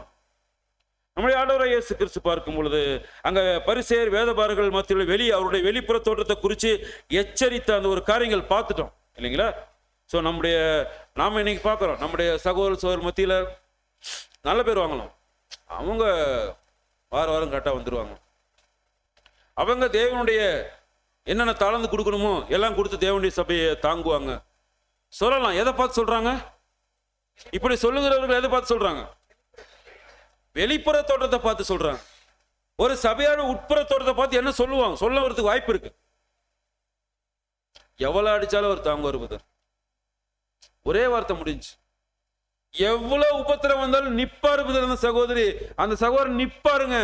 இதுதான் ஒரு ஜெயம் கொண்டு வகுப்பார். இருதயத்தை பரிசித்த ஒரு சகோதரன் பேசுகிற வார்த்தையா இருக்கும். அவர் நல்லா தாங்குவாருங்க, சபைக்கு நல்லா செலவு பண்ணுவாருங்க, என்ன கேட்டாலும் கொடுப்பாருங்க, அவர் நல்ல சகோதரன். இது நாம மாம்சத்தில் எடுக்கிற முடிவு. தேவன் பார்க்கறது என்ன தெரியுங்களா? அடிச்சா அவர் நல்லா தாங்குறாரு. எப்படிப்பட்ட சோதனை நெருப்பு வந்தாலும் அவர் நிக்கிறாரு. கொஞ்சம் கூட கண்ணு கலங்கல, கொஞ்சம் கூட அவர்கிட்ட ஒரு முறுமுறுப்பு இல்லை, கொஞ்சம் கூட அவர்கிட்ட கோபம் இல்லை, சாந்தத்தோடு சமாதானத்தோடு இருக்கிறார். இப்படி இருக்கிறார், சுத்திகரித்துக் கொண்டிருக்கிறார், கிறிஸ்துவோடு இசைந்திருக்கிறார், இசைந்த ஆத்துமாக்களாக காணப்படுகிறார். இவ்வுலகத்தினுடைய எதுவுமே அவர் டச் பண்ணல. 40 நாள் மோசே கிறிஸ்து இரவு பகல் சாப்பிடாம இருந்தாங்க. மாம்சத்தினுடைய ஏதாவது தேவைப்பட்டுச்சு அவங்களுக்கு. கிறிஸ்து பரிபூர்ணர், அவரை விட்டுருங்க. மோசே 2:40 இரவு 40 பகல். சாயந்தரம் சாப்பாடு சீக்கிரம் வரலைன்னா பிரதர்ஸ் கோபம் வந்துடும். ப்ரேயர் முடிச்சுட்டு இங்கேருந்து 8:30 நம்ம போறோம் அப்படின்னா உடனே டேபிள்ல சாப்பாடு இருக்கணும். சில பிரதர்ஸுக்கெல்லாம் கோபம் வந்துடும். எப்படி செய்வாங்க? போய் தானே செய்யணும். தோசை சுடணும், சட்னி அரைக்கிறது 1 மணி நேரமாவது ஆகும். ஒரு நேர வேலைக்கே நம்மளால பொறுக்க முடியல. சாப்பாடு போட்டு கூட சப்ஜெக்ட் கொடுக்கலாமே, ஏன் இவர் இவ்வளவு நேரம் பேசிட்டே இருக்கிறாரு? பசிக்குது இல்ல, வரும். ஆனா 40 நாள் 40 இரவு அவருக்கு எந்த டிஸ்டர்பன்ஸுமே இல்லைன்னு என்ன சொல்லலாம்? எப்படி அதுக்கு எப்படி சாத்தியம்? கிறிஸ்தவ விட்டுருங்க. அவர் நம்ம ஒரு வார்த்தை சொல்லி என்ன பண்ணிடுறோம், அவர் பரிசுத்தர் புதர், பரிபூர்ணர் புதர். ஓகே, மோசே நம்மள மாதிரி ஒரு பாடுள்ள மனுஷன் தானே. ஆக தேவனுடைய பிள்ளைகள் தேவனுக்காக சாட்சியாக நிற்கும் பொழுது இந்த பூமிக்குரிய மாம்சத்திற்குரிய எந்த ஒரு சோதனையுமே அவங்களை டச் பண்ணாது, எதுவுமே அவங்கள பாதிக்காது. அப்படியே ஜாலியா இருப்பாங்க. எதை குறிச்சு அவங்களுக்கு கவலையா இருக்காது. சாப்பிடல, தூங்கல, ட்ரெஸ் போடல, குளிக்கல, அவங்களுக்கு கவலையே கிடையாது. ஹாப்பியா இருப்பாங்க. இதுதான் இருதயத்தில் சுத்திகரிக்கப்பட்ட ஒரு நிலை, கழுவப்பட்ட ஒரு நிலை, புதுப்பிக்கப்பட்ட ஒரு நிலை, பரிசுத்தம் உள்ள ஒரு நிலை. இந்த நிலையில வரக்கூடிய மார்ச் 31 கை வைங்க. குறைவு காணப்பட்டால் இந்த ஒரு 30 நாள்ல சரி செய்து அழுது மன்றாடி மன்னிப்பை பெற்றுக்கொண்டு புதிய சிந்தை தரித்துக் கொண்டவர்களாக, எடுத்த உடன்படிக்கையை புதுப்பித்தவர்களாக இல்லைங்களா அங்க வரணுங்கிறத பார்க்கிறோம் இல்லைங்களா. இன்னைக்கு நம்ம சகோதரர் நல்ல பேர் வாங்கிடலாம், தேவன்கிட்ட வாங்க முடியுமா? ஒரு வசனம் இந்த இடத்துல அப்ளை ஆகும். எந்த வசனம் சொல்லுங்க போகலாம். நாம தியானிச்சோம், தேவன்கிட்ட நடிக்க முடியாது. வெளிப்படுத்தல் 3:15 வாசி. வெளிப்படுத்தல் 3:15 உன் கிரியைகளை அறிந்திருக்கிறேன். நீ குளிருமல்ல அனலுமல்ல. நீ குளிராயாவது அனலாயாவது இருந்தால் நலமாய் இருக்கும். உன் கிரியைகளை அறிந்திருக்கிறேன்னு என்ன அர்த்தம்? உன் கிரியைகளை அறிந்திருக்கிறேன், நீ யாருன்னு எனக்கு தெரியும், ஏன்டா நடிக்காதன்னு அர்த்தம். அப்படியே அப்படியே தாழ்மையா வந்தோன்னு குனிஞ்சுக்கிட்டு, எல்லாத்துக்கும் குனிஞ்சு தலையை சொடகம் போட்டுக்கிட்டு சபைக்குள்ள வந்து அப்படியே ஓரமா உட்காந்துட்டு கண்ணை மூடிட்டு பைபிளை கையில் விரிச்சு வச்சுக்கிட்டு 1 மணி நேரம் பாரு, அந்த பிரதர் வந்ததுல இருந்து 1 மணி நேரம் பைபிளே பார்த்துக்கிறார். பிரயோஜனமே இல்லை. தேவன் நல்ல பேர் வாங்கணும். தேவன் அப்படி நாம நினைக்கிற மாதிரி தேவன் நினைக்கணும். உன் கிரியைகளை அறிந்திருக்கிறேன், நீ யாருன்னு எனக்கு தெரியும், நீ என்கிட்ட நடிக்காதன்னு தேவன் சொல்ல வர. இருதயத்தை ஆராய்கிற நம்முடைய பிதாவாகிய தேவனுக்கு முன்பாக பார்க்கிறோம் சகோன் சொல்லே. நாம அவருக்கு முன்பாக நம்ம என்ன பண்ண முடியாதுன்னா ஏமாத்துறதுக்கு வாய்ப்பே இல்லைங்கிறத பார்க்கிறோம். மத்திய 15 அங்க 7வது வசனத்துல பார்த்து மாயக்காரரேங்கிறாரு. 9வது வசனத்துல பிசாசின் உபதேசங்கள் தான் மனித கற்பனையில் வந்த உபதேசங்கள்னு குறிப்பிடுகிறார். 14ஆம் வசனத்துல வாசிங்க, மத்திய 15:14.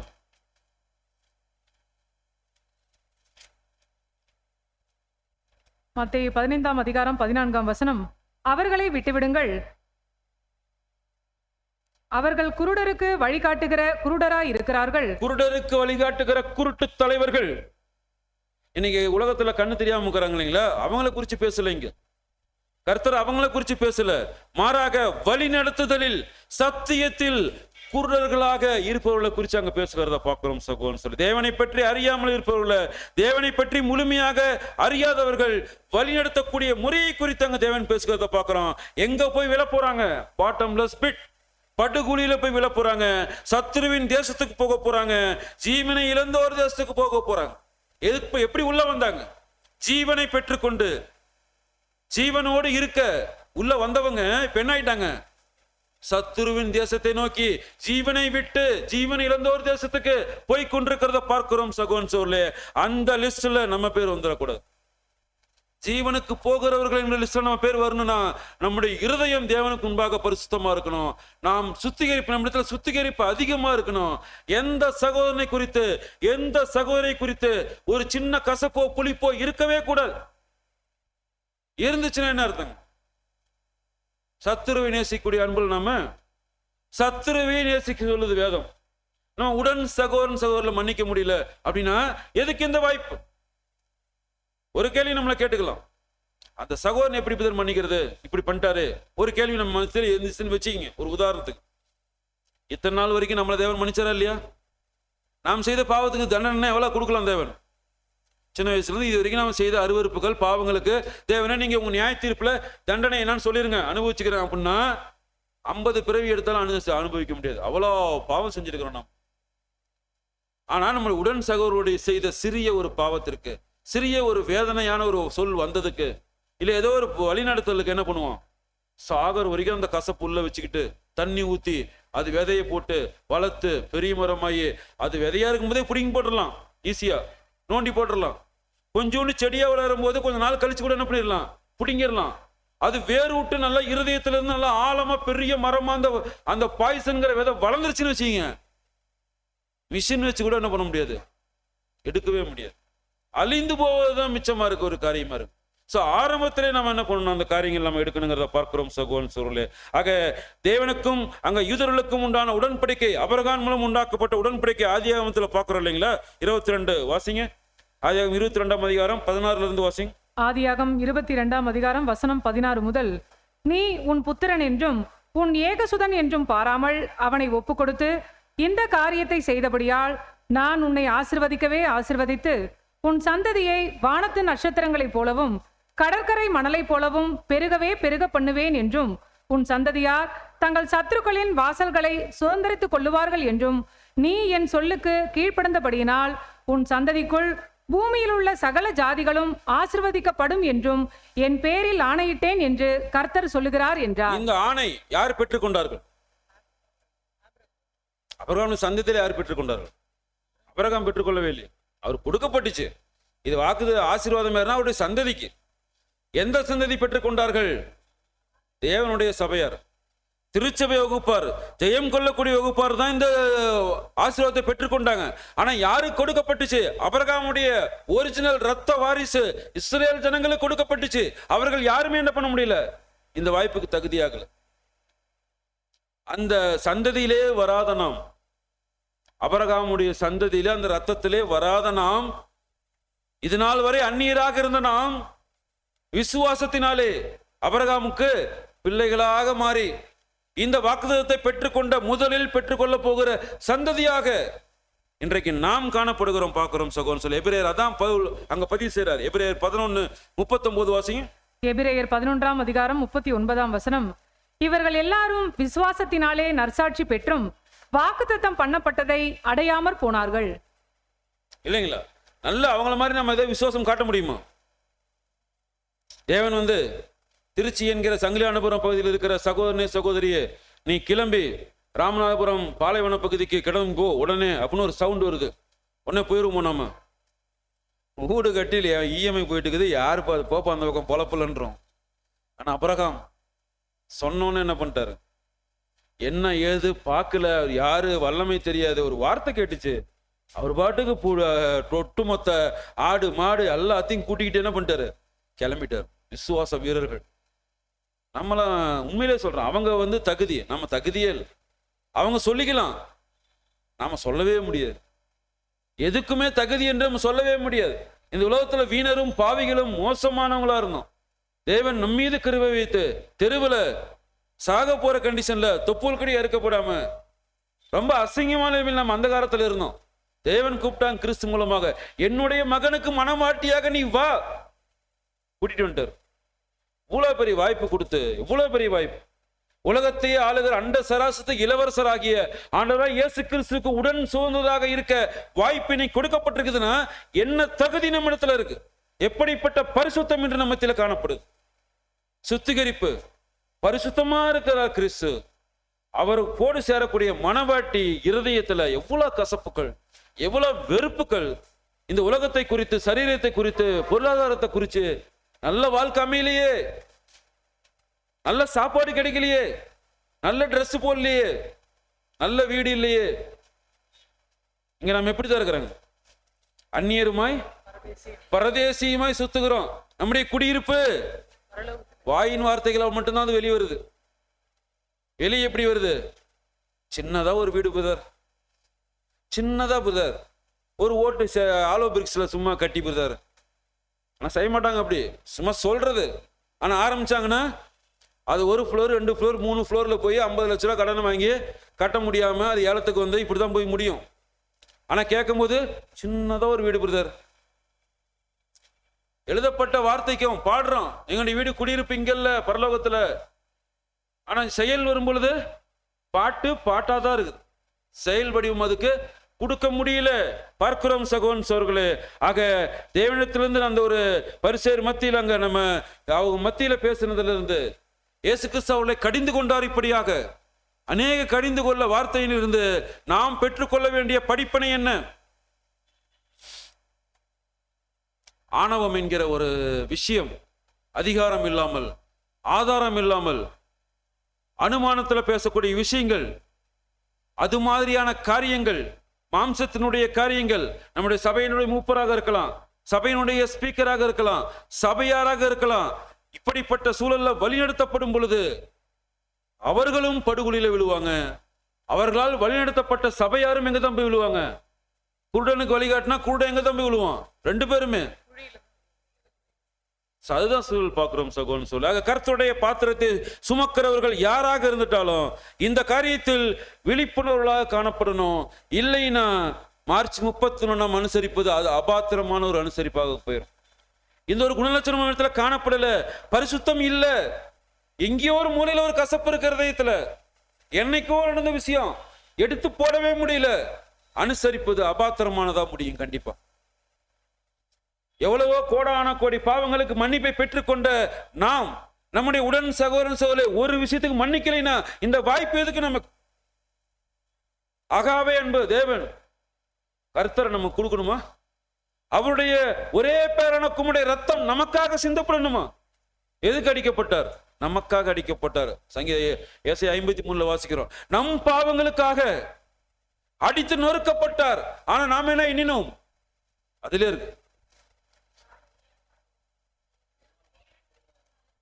நாம் என்ன எண்ணினோம்? வாசிங்க அந்த வசனம் எடுத்து. நமக்காக, நம்முடைய பாவங்களுக்காக அடிக்கப்பட்ட கிறிஸ்துவ நாம் என்ன எண்ணினோம்?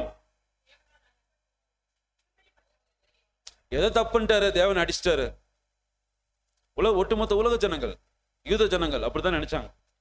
ஒருவேளை நாம் பரிசுத்தமாகல அப்படின்னா நாமும் மீண்டும் கிறிஸ்துவை சிலுவையில் அடித்துக் கொண்டே இருக்கிறோம். நம்ம இடத்துல பரிசுத்தம் இல்லைன்னா, கசப்பு எங்க இருந்துச்சுன்னா, மன்னிக்கக்கூடிய மனப்பான்மை வளர்த்துக் கொள்ளவில்லை என்றால் 7x70 முறை ஏன் சொல்லணும்? அவரு ஒரே நாளில் தொடர்ந்து 7 முறை பாவம் செய்தாலும் 7 முறையும் மன்னிப்பு கொடுப்பதா? கொடு. 7 முறை அல்ல, 7-70 முறை. அந்த கேரக்டராவே மாறிடணும். மன்னிக்கிற குணம் நம்ம இடத்துல வந்துடணும். யாரை குறித்து நம்ம என்ன பண்ணிடக்கூடாது? நியாயத்தீர்ப்பு சொல்றது நமக்கு அதிகாரம் இல்லை. யாருக்கும் பழி வாங்குதல், தண்டனை கொடுக்கிற உரிமை நமக்கு கொடுக்கப்படவே இல்லைங்கிறத பார்க்கிறோம் சகோதரன் சொல்லு. கர்த்தருடைய பாத்திரத்தை சுமக்கிறவர்கள் யாராக இருந்துட்டாலும் விழிப்பாக இருக்கணும். ராபோஜனம், அந்த அப்பம், அந்த ஒரு பாத்திரம், இதெல்லாம் அடையாளங்கள் தான் நமக்கு. அடையாளங்கள். அவைகள்னால அந்த இடத்துல அந்த ஒரு அப்பத்தை தூக்குறதுனால, அந்த பாத்திரத்தை தூக்குறதுனால அது கிறிஸ்துவாக ரத்தமாக மாறுதுன்னு இந்த பெயர் சபைகள் நினைக்கிற மாதிரி நாம நினைக்கிறது இல்லை. அது ஒரு அடையாளம். நான் வருமளவும் இவைகளை நினைவு கூறுங்கள், நினைவு கூறுகிறோம். கர்த்தருடைய சரீரம் பிக்கப்பட்டது, அப்பத்தை பிக்கும் பொழுது அந்த நினைவு வரணும். பாத்திரத்தை எடுக்கும் பொழுது பரிசுத்த ரத்தம் கல்வாரியில் சிந்தப்பட்டது, அதை நினைக்கணும். அதனுடைய வேதனை உணரணும். ஜீவிய முழுவதும் அந்த சிலுவை தோல் மேல இருக்கணும், சுமந்து கொண்டே இருக்கணும். ஆக அந்த ஒரு நினைவு தவிர அது ஒரு அடையாளம் தான், நினைவு கூறுவது காரியம் தான். ஆனா அந்த அடையாளத்தை மாற்ற நினைக்கிறார்கள். அந்த அடையாளத்தை இன்று அநேகர் மாற்ற நினைக்கிறார்கள். குருட்டு தலைவர்கள், மிகப்பெரிய குருட்டு தலைவர்களாக நாம் உணர வேண்டியது அவசியமா இருக்கு. சத்தியத்தை தவறாக அடையாளங்களை கை கொள்கிறதுனால ஒட்டுமொத்த சபையும் சத்தியத்துக்கு எதிராக கடந்து போயிடும். அந்த ஒரு வழிநடத்துதல் எழுதப்பட்டதற்கு மீறி இருக்கும் பொழுது ஒட்டுமொத்த சபையுமே தவறி விழுவதற்கான வாய்ப்புக்குள்ள அங்க கடந்து போயிருக்கிறத பார்க்கிறோம். ஒவ்வொரு சகோதரரும் சிந்திக்க வேண்டியது அவசியமா இருக்கு. தன்னைத்தானே கேட்டுக்கணும். என்ன கேட்டுக்கணும்? தேவனுடைய தெய்வீக திட்டத்துல தீர்க்க தரிசனங்கள், காலத்தை சார்ந்த தீர்க்க தரிசனங்கள் உறுதிப்படுத்தி கொண்டிருக்கிறேனா? 2ஆம் வருகை சம்பவித்தது சரி என்று வேத வாக்கியங்கள் ஆதாரத்தோடு காட்டக்கூடிய தகுதியினிடத்தில் காணப்படுகிறதா? எந்த அளவுக்கு நான் சத்தியத்தில் வளர்ந்திருக்கிறேன், தீர்க்கதரிசனங்களை எந்த அளவுக்கு பெற்றுக் கொண்டிருக்கிறேன், இருவரும் கருக்கொள்ள பட்டயத்தை எந்த அளவுக்கு பயன்படுத்தி கொண்டிருக்கிறேன், அனுதினமும் அந்த பட்டயத்தை வைத்து என்னுடைய எதிராளியை நான் தவிடுபடியாக கொண்டிருக்கிறேன் சொல்ல முடியுமா? இதுல எந்த அளவுக்கு முழுமை நம்ம இடத்துல இருக்கு? 100%, 90, 80, 70, 60 ஒண்ணுன்னா கூட கை தூக்குறது கஷ்டமா இருக்கு. 100% இருக்க வேண்டியது அவசியமா இருக்குங்கிறத பார்க்கிறோம் சகோதரன் சகோதரிகளே. ஆக ஆதிகால பரிசுத்தவான்கள் கொஞ்சோண்டு வெளிச்சம் தான் அவங்களுக்கு கிடைச்சிச்சு. ஆனா 100% பலியின் ஜீவம் எடுத்தாங்க. சரீரத்தை எரிக்க ஒப்பு கொடுத்தாங்க. அப்போஸ்தலருடைய தோள்கள் உரிக்கப்பட்டு, தலை முதல் கால் வரை தோள்கள் உரிக்கப்பட்ட பிறகு தலை வெட்டப்பட்டு சரீரம் 2ஆக பிளக்கப்பட்டு கொஞ்சம் கூட அவங்க அசந்து போகல. சத்தியம் கொஞ்சோண்டு வந்துச்சு. 2ஆம் காலகட்ட சிமுர்னா சபையில இது தேவனுடைய ராஜ்யம் இல்லை, அவ்வளவுதான் தெரியும். யோவான் சொன்னார், ஏன் தேவனுடைய ராஜ்யம் வரவிருக்கிறதா இருக்கிறது, இது ரோமனுடைய ராஜ்யம். தெரிஞ்ச உடனே நாங்க செத்து போயிடுறோம். தேவனுடைய ராஜ்யத்துல நாங்க பிரஜையா இருக்கணும். உன் ராஜ்யத்துல பிரஜையா இருக்க அவசியம் இல்லை. கிறிஸ்துவை மறுதலிக்க முடியாது. தலையை ஏற்றதா வெட்டிக்க கொஞ்சோண்டு சத்தியம் வந்துச்சு. 1874 பிறகு பெருவெள்ள திரசல் போன்ற இவ்வளவு சத்தியங்கள் நம்மத்தில கடந்து வந்துட்டு இருக்கு. ஆனா நம்ம இடத்துல விசுவாசம் எந்த அளவுக்கு இருக்கு? ஏதாவது ஒரு விளையாட்டம் உடனே நைட்டு ஃபுல்லா விலை ஏறிடுச்சாங்க. நாளைக்கு அவ்வளவுதான், இன்னைக்கு வாங்கி வச்சுங்க. நம்ம சகோதரர்களே சொல்றாங்க, நாளைக்கு தக்காளி விலை ஏறுதாங்க சிஸ்டர், ஒரு 4 கிலோ வாங்கி வச்சுங்க, ஓடுங்க. எந்த சிந்தனையில இருக்காங்கன்னே தெரியல. எப்படிப்பட்ட கேடான சிந்தனை! உலகத்திற்குரிய கவலைகளிலே ஓடிக்கொண்டிருக்கிறது இன்றைக்கு சமூகம் பார்க்கிறோம். சகோதரர்களே, நாம் தான் தேவனுடைய பாத்திரத்தை சுமப்பவர்களா? மிக மோசமான ஒரு சூழல் இல்லைங்களா? அப்போ சில மனநலம் இன்று நம்மத்தில காணப்பட வேண்டியது அவசியமா இருக்கு. வாழ்வதற்கே சூழ்நிலை இல்லை, சாப்பிடறதுக்கு சூழ்நிலை இல்லை. வெளியே வந்தா ரோமர்கள் தலை வெட்டிடுவாங்க, உள்ள சபைக்குள்ள போனா யூத ஜனங்கள் தலை வெட்டிடுவாங்க.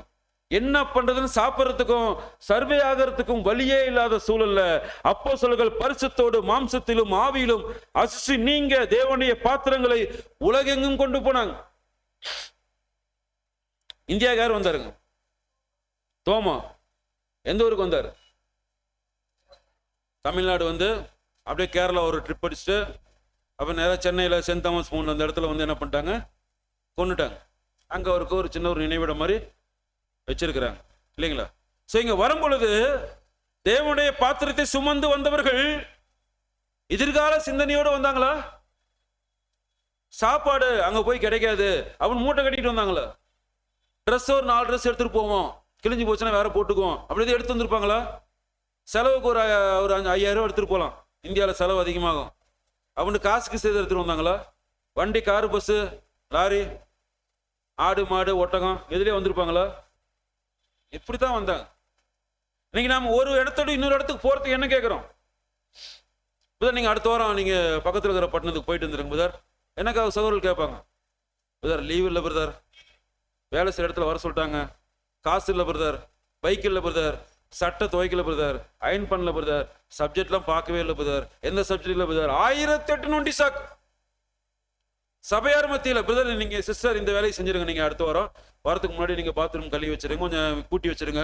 ஐயோ சிஸ்டர் உங்கள்கிட்ட சொல்ல மாதிரி வீட்டுல வேலையான வேலை சிஸ்டர், சும்மா டிவி பார்த்துட்டு இருப்பாங்க. தேவனுடைய ஊழியங்களை செய்யறதுக்கு ஒரு விருப்பம் இல்லாத ஒரு மல்லமே நீ காணப்படுகிறத பார்க்கிற சபைகள்ல. தோமா அப்போஸ்தலர்கள் உலகெங்கும் போனாங்க, தேவனுடைய பாத்திரத்தை சுமக்கிறவர்கள் அவர்கள். இன்றைக்கு பாத்திரத்தை சுமப்பது நாம் தானா?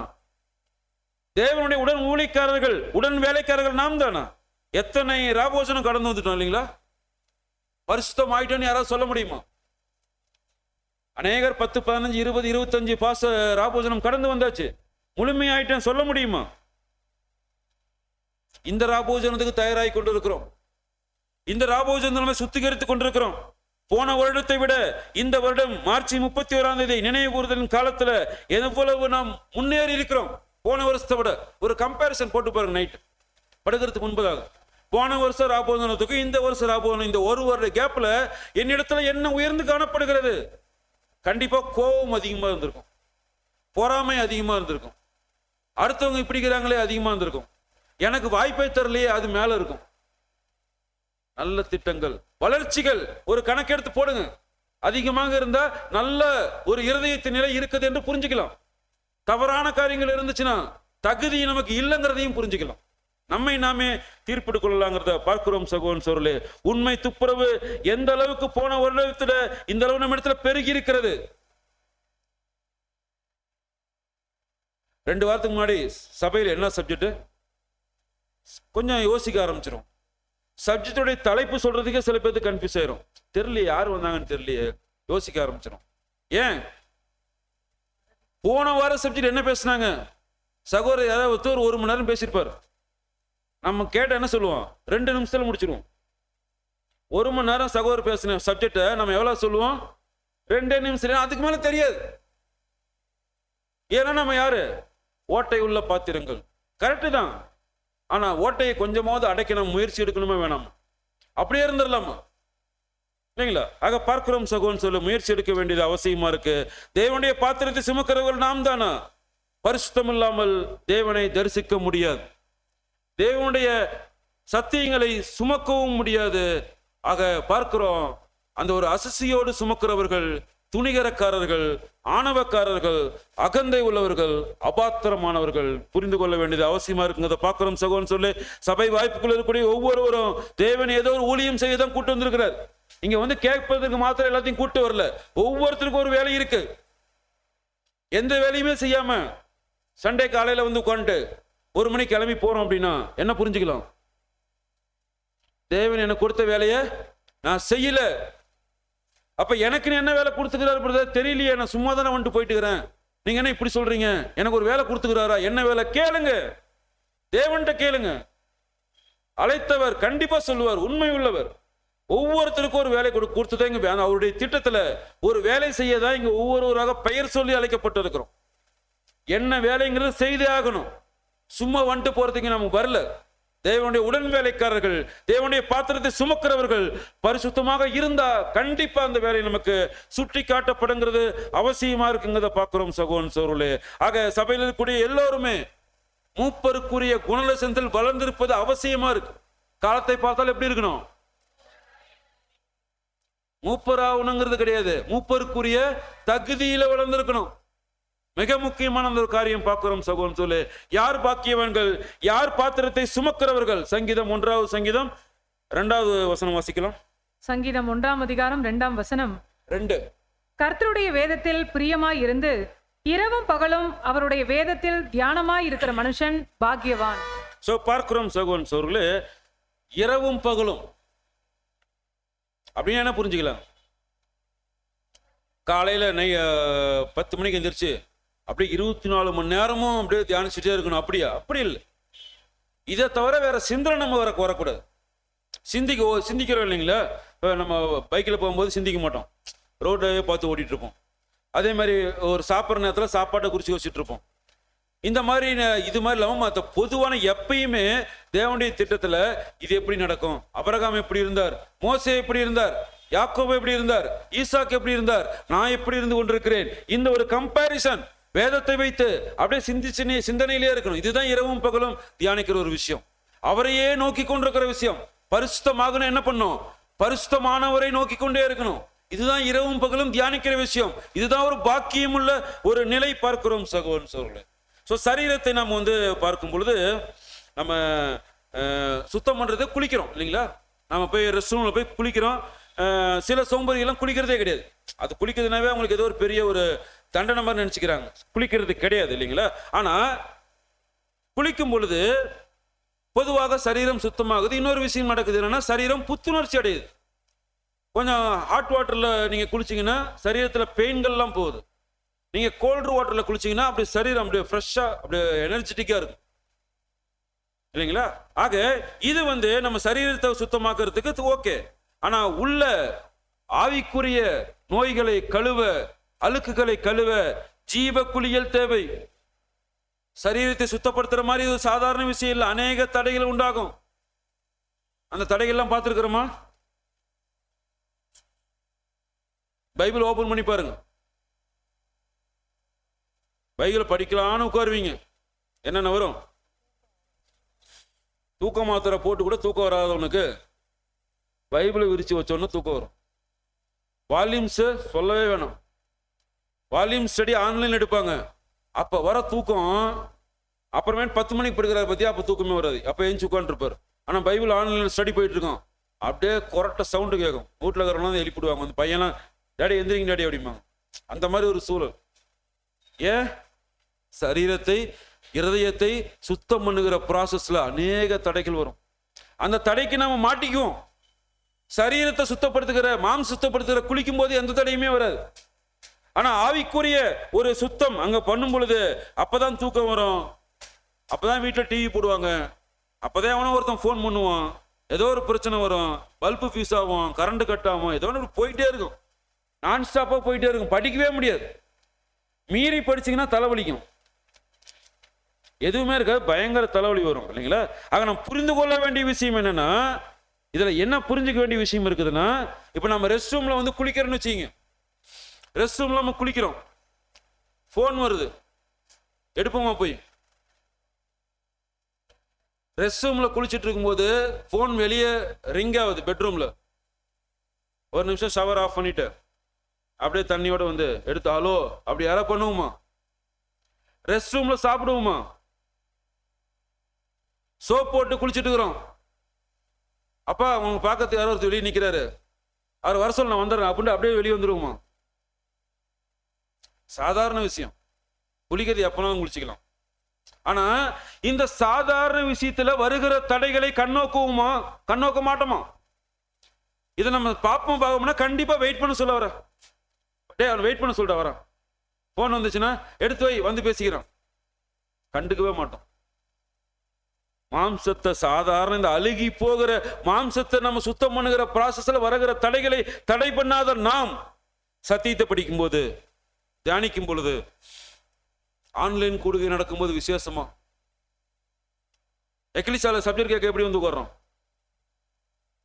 காலையில் 6 மணிக்கு எழுந்திரிச்சு, எப்பயுமே 8 மணிக்கு குழம்பு வைக்கிறோம் நாம, 10 மணிக்கு குழம்பு வைக்கிறோம் நாம, 6 மணிக்கு எழுந்திரிச்சு குழம்பு வச்சு சத்தியத்துக்கு சப்ஜெக்ட்டுக்கு போகணும். இன்னைக்கு வந்து போயிட்டு வந்தோன்னா நம்ம எல்லாம் ரெடியாக இருக்குன்னு எல்லாம் வந்து வாங்குன்னு வேலை செஞ்சு எவ்வளோ ஒரு வேகமாக ஒரு விஷயங்கள் நம்ம செய்கிறோம்.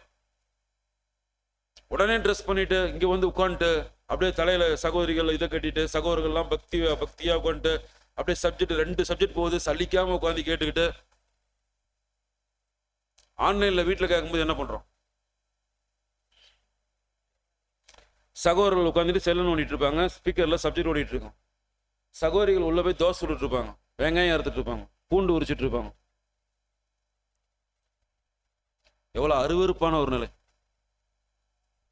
எவ்வளோ வஞ்சகமான ஒரு நிலை, இருமனம் உள்ளவன் ஒரு நிலை. தேவனுக்கு எதை பார்க்குறாரு?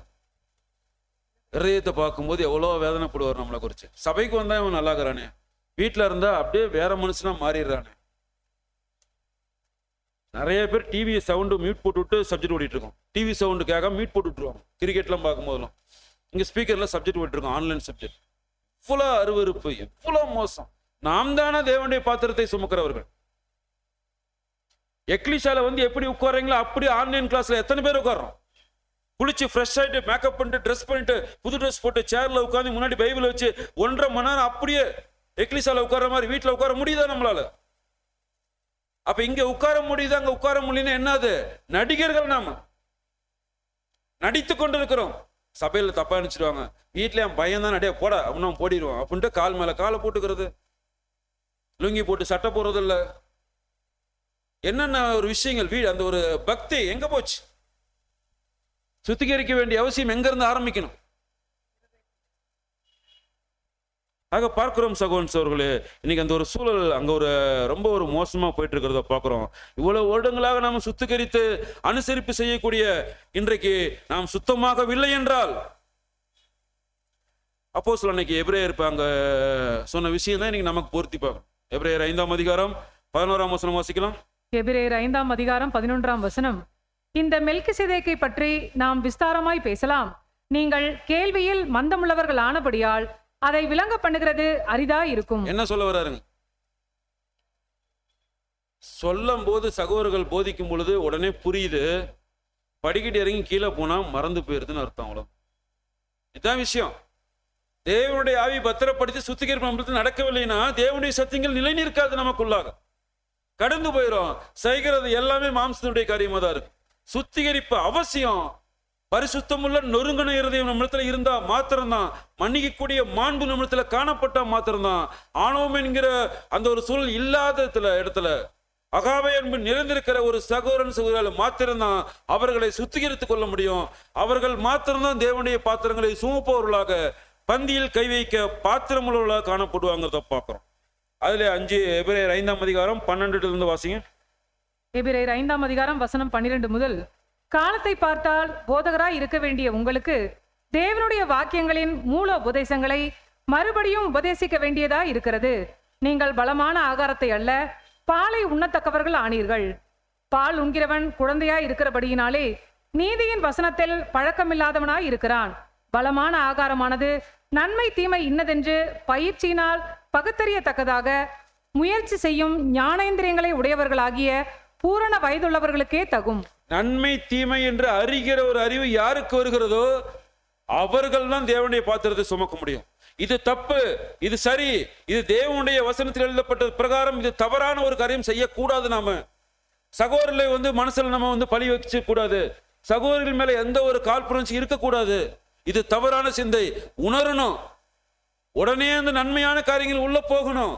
இல்லை பகுத்தறியல முடியல அப்படின்னா கண்டிப்பாக பார்த்துருவாங்க. நம்ம இருக்க அங்க சூழல் இல்லைங்கிறத பார்க்கிறோம். சகோதரன் சோழர்களே, நம்முடைய விசுவாசத்தை பொன்னினால வெள்ளினால விலையுயர்ந்த கற்கள் மேல கட்டப்பட்டு இருக்கணுங்கிறத பார்க்கிறோம். தவறான போதங்களுக்கு நம்ம காத்து கொள்ள வேண்டியது அவசியமா இருக்கு. ஓநாய்களிலிருந்து விலகி இருக்க வேண்டியது அவசியமா இருக்கு. பரிசுத்தமுள்ள வாழ்க்கை வாழ்ந்து தப்பறைக்கும் தவறான சத்தியத்திற்கும் வித்தியாசத்தை உணர்ந்து கொண்ட வகையில நாம காணப்படணும். ஏன் விசுவசிக்கணும், ஏன் விசுவசிக்க கூடாது, இந்த வசனத்தின் விளக்கம் சரியா தவறா என்று உணர்ந்து இக்காரியம் இப்படி இருக்கிறதா என்று பெரையான் மக்கள் அங்க விசாரித்தது போல சபைக்குள்ள வரக்கூடிய சத்தியங்கள் இப்படித்தான் காணப்பட்டிருக்கிறதா, இப்படித்தான் எழுதப்பட்டிருக்கிறதா என்று நீங்கள் வினாவுவர்களாக ஆராய்ச்சி செய்பவர்களாக செய்து ஏற்றுக்கொண்டு இருதயத்தில் பத்திரப்படுத்தினால் மாத்திரமே சுத்திகரிப்பு நம்மளுக்கு நடந்து கொண்டிருக்குன்னு புரிஞ்சுக்கலாம். பாத்திரத்துல கை வைக்கிறத பாத்திரவான்களாக காணப்படலாம். சகோதரர் மூலம் சபைக்கு வரக்கூடிய சத்தியங்கள் எழுதப்பட்டவர்களாக இல்லாதபடியாக இருக்கிற ஒரு சூழல்ல நாம் ஏற்றுக்கொள்ளாமல் அதை நம்ம விட்டு விலக வேண்டியது நமக்கு அவசியமா இருக்குங்கிறத பார்க்கிறோம். சகோதரன் சொல்லு. ஆக இப்படிப்பட்டவர்கள், முழுமையாக சத்தியத்தை ஏற்றுக்கொள்ளாதவர்கள், நிற்க திராணி இல்லாதவர்கள், தேவனுடைய திட்டங்களையும் காலங்களையும் திரித்து பேசுகிறவர்கள் எக்காலம் ஊதினால் சபையார் யுத்தத்திற்கு எப்படி ஆயத்தமாவாங்க? இப்படிப்பட்ட குணலட்சணம் யார்கிட்ட காணப்படும்னா, இருதயத்தில் பத்திரப்படுத்தாதவர்கள், பால் உண்கிறவர்கள், நீதியின் வசனத்தில் பழக்கம் இல்லாதவர்கள், பலமான ஆகாரத்தை ஏறெடுக்காதவர்கள், சுத்தமான ஜீவபலியை அவர்களால் செலுத்தவே முடியாது. பரிசுத்தமுள்ள அனுசரிப்பை அவர்களால் கடைபிடிக்கவே முடியாது. இவர்கள் ஊதுகிற எக்காலம் விளங்காத எக்காலம். இந்த விளங்காத எக்காலத்தை ஊதினால் சபை எப்படி யுத்தத்திற்கு ஆயத்தமாக முடியும்? அவரும் மாட்டின் முழிக்க வேண்டியதுதான், ஒட்டுமொத்த சபையும் மாட்டின் முழிக்க வேண்டியதுதான். ஆக காலம் மிக சமீபம் உணர்ந்து கொண்டிருக்கிறோம். உலகத்தினுடைய காரியங்களை பார்த்து கொண்டிருக்கிறோம். சங்கீதம் 83 அதனுடைய மூகாதாரங்கள் தெரிய ஆரம்பிச்சிருச்சு. மிக விரைவாக இவைகள் எல்லாமே கடந்து போகக்கூடிய சூழல் இருக்கலாம். நாம் எந்த அளவுக்கு தயாராக இருக்கிறோம்? இந்த கேள்வி நம்மிடத்துல காணப்படணும். அந்த சகோதரன் அந்த சகோதரி கை நீட்ட வேண்டிய காலம் இது இல்லை.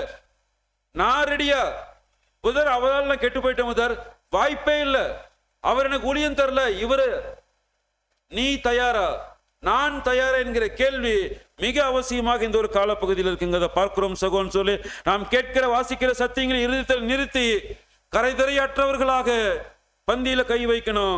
ஏன்னா தேவனுடைய பாத்திரத்தை சுமக்கிறவர்கள் துப்புரவு உண்மைங்கிற நிலையில் இல்லைன்னா சுமக்கவே முடியாதுங்கிறத பார்க்கிறோம். சகோதரன் சொல்லு. சத்தியத்துக்கும் அசத்தியத்துக்குள்ள வித்தியாசத்தை கண்டுபிடிக்க முடியலன்னா இத்தனை ஆண்டு காலமாக நாம் இந்த வாய்ப்புல ஓடி என்ன பயன்? தேவன் இவ்வளவு முயற்சி கொடுத்து இவ்வளவு சத்தியங்களை கொடுத்து என்ன பிரயோஜனம்? பிரயோஜனம் இல்லாத கனி கொடுக்காத செடி என்னதான் பண்ணுவார்? திராட்சை செடியுடைய மேன்மை என்ன? ஏற்கனவே பார்த்துட்டோம். திராட்சை செடியுடைய மேன்மை கனிகள் மட்டும்தான் மேன்மை. கனி கொடுக்கலைனா, காட்டில் உள்ள மரங்கள் கனி கொடுக்கலனா கூட அதனுடைய அந்த மரத்தால சில இந்த மாதிரி இல்லைங்களா பலகைகளான வேலைகள், பெஞ்சு, கபோர்டு இதெல்லாம் செய்யறதுக்காக உதவும். ஆனா திராட்சை கொடி பலன் கொடுக்கவில்லை என்றால் எரிக்க கூட உதவாது. சுடுதண்ணி கூட காய வைக்க முடியாது அதை வச்சு, இல்லைங்களா? ஆக அப்படிப்பட்ட ஒரு சூழல் நம்ம இன்னைக்கு இருக்கிறோம். ஆக பார்க்கிறோம் சகோதரன் சோர்களே, இன்றைக்கு நாம அந்த ஒரு துப்பரோடு இருக்க முயற்சிக்கணும். ஏற்ற கால சத்தியம் வெளிவரும் பொழுது அது எப்படி, ஏன், எதற்கோசரம், எங்க இருக்குது ப்ரூஃப், இவைகளெல்லாம் கேட்டு கண்டறிந்து இதயத்தில் நிறுத்தி எல்லோருக்கும் விளங்குகிற எக்காலமாக ஊதணும். எல்லோருக்கும் தெரியும்படி மலை மேல் இருக்கக்கூடிய வெளிச்சமாக விளக்காக இருக்கணும். உள்ள வச்சு பத்திரப்படுத்தி கூடாது. எல்லாத்துக்கும் அதை கொண்டு போக வேண்டியது அவசியமா இருக்குங்க. அதை பார்க்கிறோம் சகோதரன் சொல்ல. நம்முடைய அங்க கைகளில நம்முடைய இருதயத்தில் இருக்க வேண்டிய மிக முக்கியமான ஒன்று சத்தியம். அந்த சத்தியம் எப்படி இருக்கணும்? பரிசுத்தமுள்ள சத்தியமா இருக்கணும்.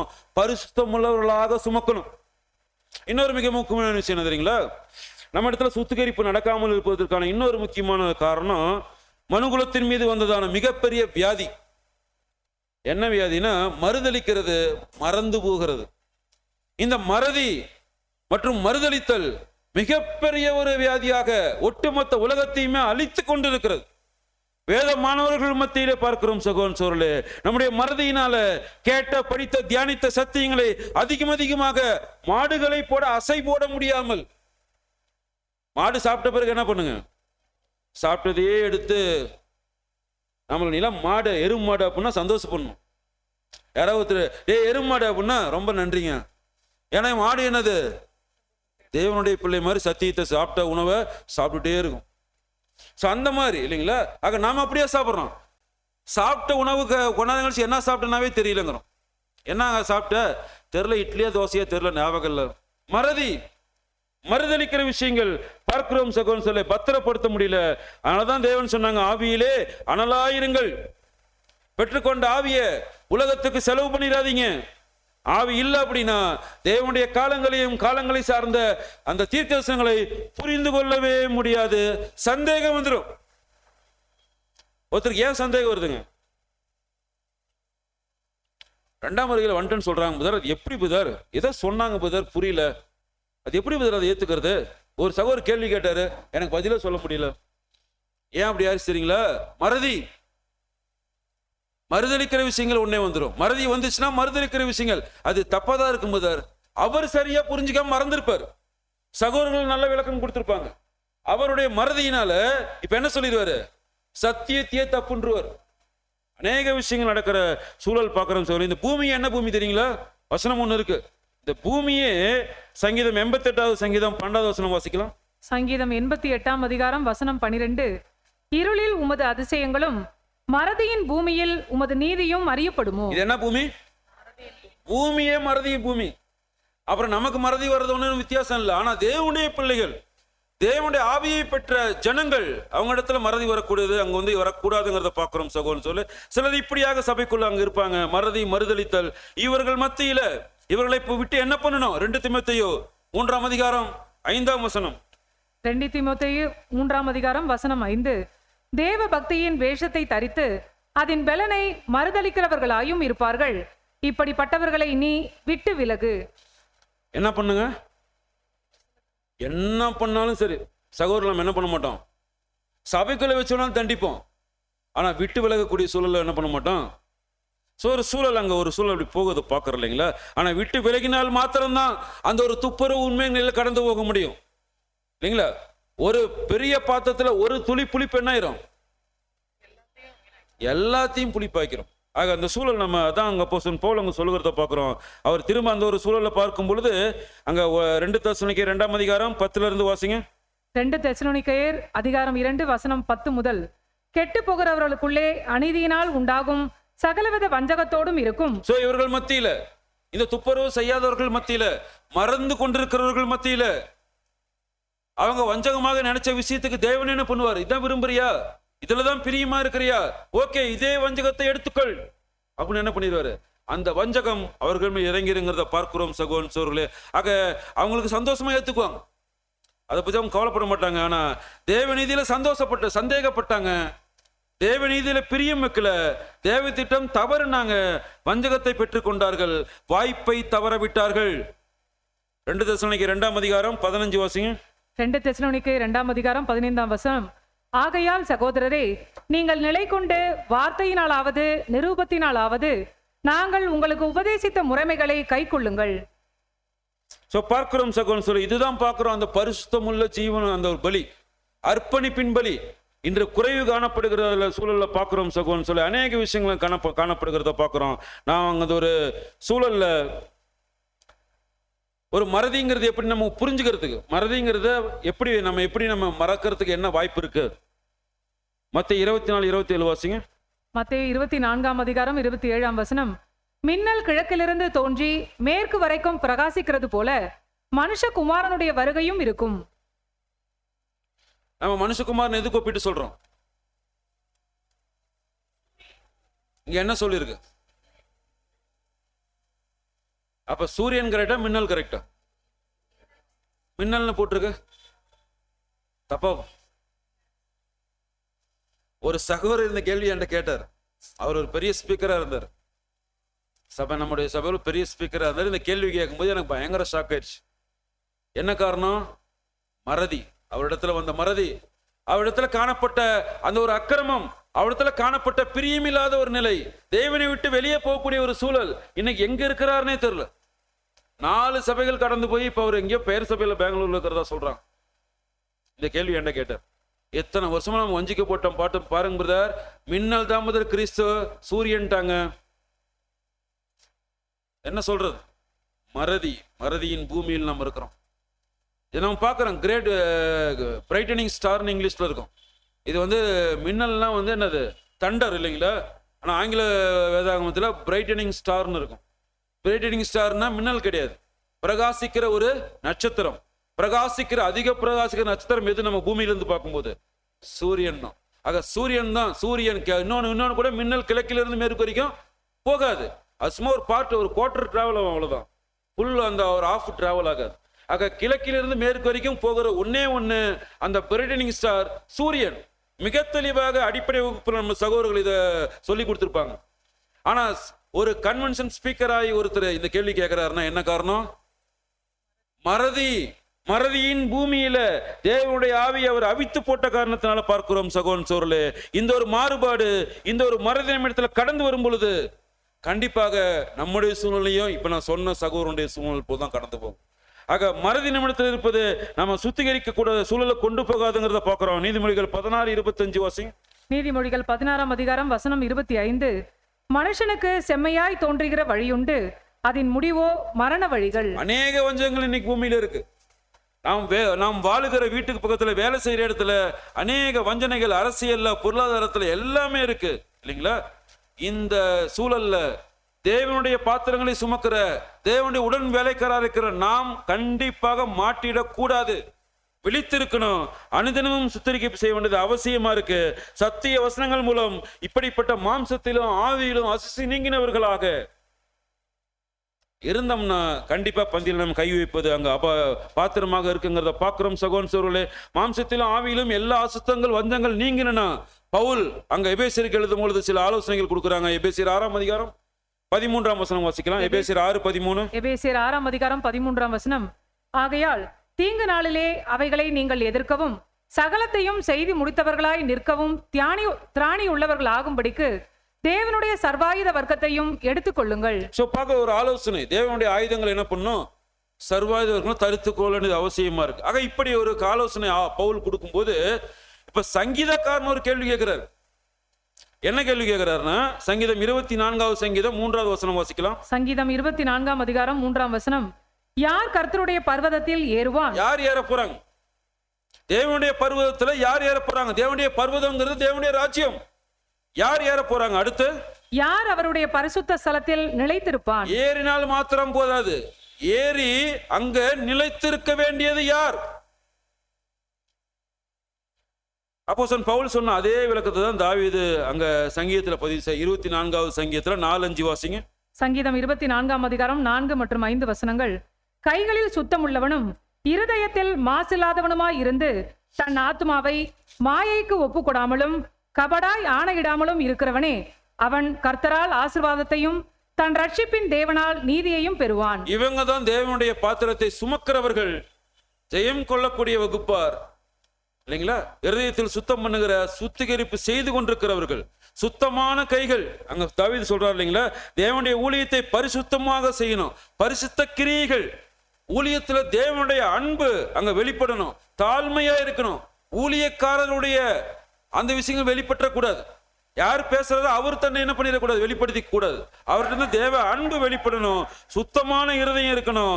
இருதயத்துல மாசு அந்த விஷயங்கள் காணப்படாதவர்களாக, தேவன் சித்தம் மாத்திரம் செய்பவர்களாக கர்த்தருடைய பாத்திரத்தை சுமப்பவர்கள் இருப்பார்கள். நாம் தானா கர்த்தருடைய பாத்திரத்தை சுமப்பவர்கள்? நம்மிடத்துல கர்த்தருடைய பாத்திரத்தை சுமக்கிற வேலை இருக்கிறதுனால சுத்திகரிப்பு நடந்து கொண்டு இருக்கிறதா? தனிப்பட்ட முறை நாம் சிந்திக்க வேண்டியது அவசியமா இருக்குங்கிறத பார்க்கிறோம் சகோதரன் சகோதரர்களே.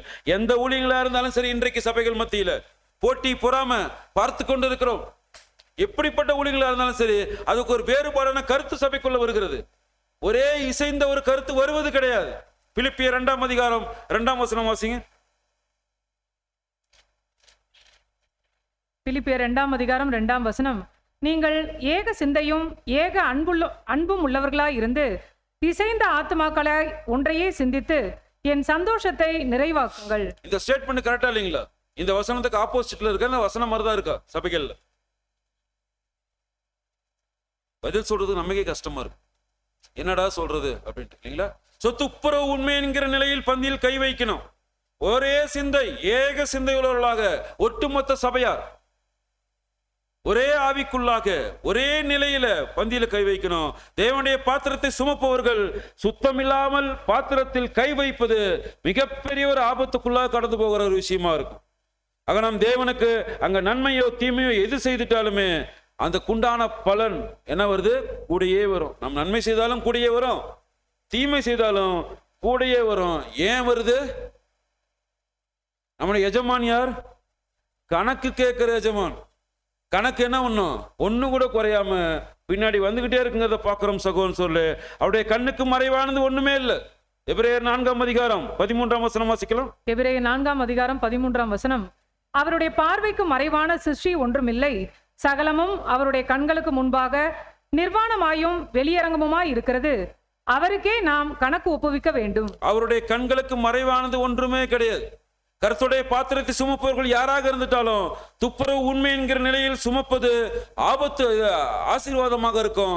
கர்த்தருடைய பாத்திரத்தை சுமக்கிறவர்கள் துப்புரவு உண்மை என்கிற நிலைப்பாட்டிலிருந்து மீறி சுமந்தார்கள் என்றால் அது மிகுந்த ஒரு ஆபத்தை கொண்டு வரக்கூடியதாக ஒரு அபாயகரமானதாக காணப்படுங்கிறத பார்க்கிறோம். நாம திருந்திட்டோம்னா நாட்கள் முடியறதுக்குள்ள, நாம திருந்திட்டோம்னா பிரச்சனை ஒண்ணும் கிடையாது. அவரா திருத்த இறங்கிட்டாருன்னா என்ன ஆயிருங்க? தாங்கவே முடியாது. நாம திருந்திட்டா அது முடிஞ்சிடும், சீக்கிரம் பிரச்சனை சீக்கிரம் போயிடும். எபிரேயர் 10ஆம் அதிகாரம் 31ஆவது வசனம் வாசிக்கலாம். எபிரேயர் 10ஆம் அதிகாரம் 31ஆம் வசனம். ஜீவனுள்ள தேவனுடைய கைகளில் விழுகிறது பயங்கரமாய் இருக்குமே. எப்படி இருக்குங்க? நாமளே ஏதோ துப்புரவு உண்மை நினைச்சு அப்படியே ஓடிடலாம். ஆனா இப்பெல்லாம் செஞ்சுட்டு அவரு திருத்துற நேரத்துல ஒரு வேளை உட்காந்துட்டோம்னா ரொம்ப பயங்கரமா இருக்கும். அந்த நிலை நமக்கு வேண்டாங்கிறத நம்ம பார்க்கிறோம் சகோதரன் சகோதரர்களே. எபிரேயர் 4:13 படி அனைத்து சிருஷ்டிப்புகளையும் கண்காணிக்கிறவர் நம்முடைய பிதாவாகிய தேவன் கோடான கோடி ஜனங்கள் மத்தியில ஒரு சிலராக நம்மை பிரித்தெடுத்து அவரை வெளியேற பெற்ற பாத்திரங்களை சுமப்பதற்குரிய ஊழியங்களை நமக்கு கொடுத்து 66 புத்தகங்கள் மூலமாக அநேக எச்சரிப்புகள், அநேக ஆலோசனைகள், அநேக வழிநடத்தல்களை கொடுத்து ஒரே பேரான குமாரனையும் நமக்கு கொடுத்து இவ்வளவாய் அன்பு கூர்ந்து இந்த ஊழிய வாய்ப்பை கொடுத்து கொண்டிருக்கும் பொழுது இதில் அசட்டை துணிகரம் நம்மிடத்துல காணப்படும் என்றால் கண்டிப்பாக பந்தியில் கை வைப்பது ஒரு பாத்திரமான சூழலாக ஆப்போசிட்ல தான் முடியுங்கிறத பார்க்கிறோம் சகோதரன் சோழர்களே. ஆக இன்றைக்கு நம்முடைய அந்த ஒரு சூழல்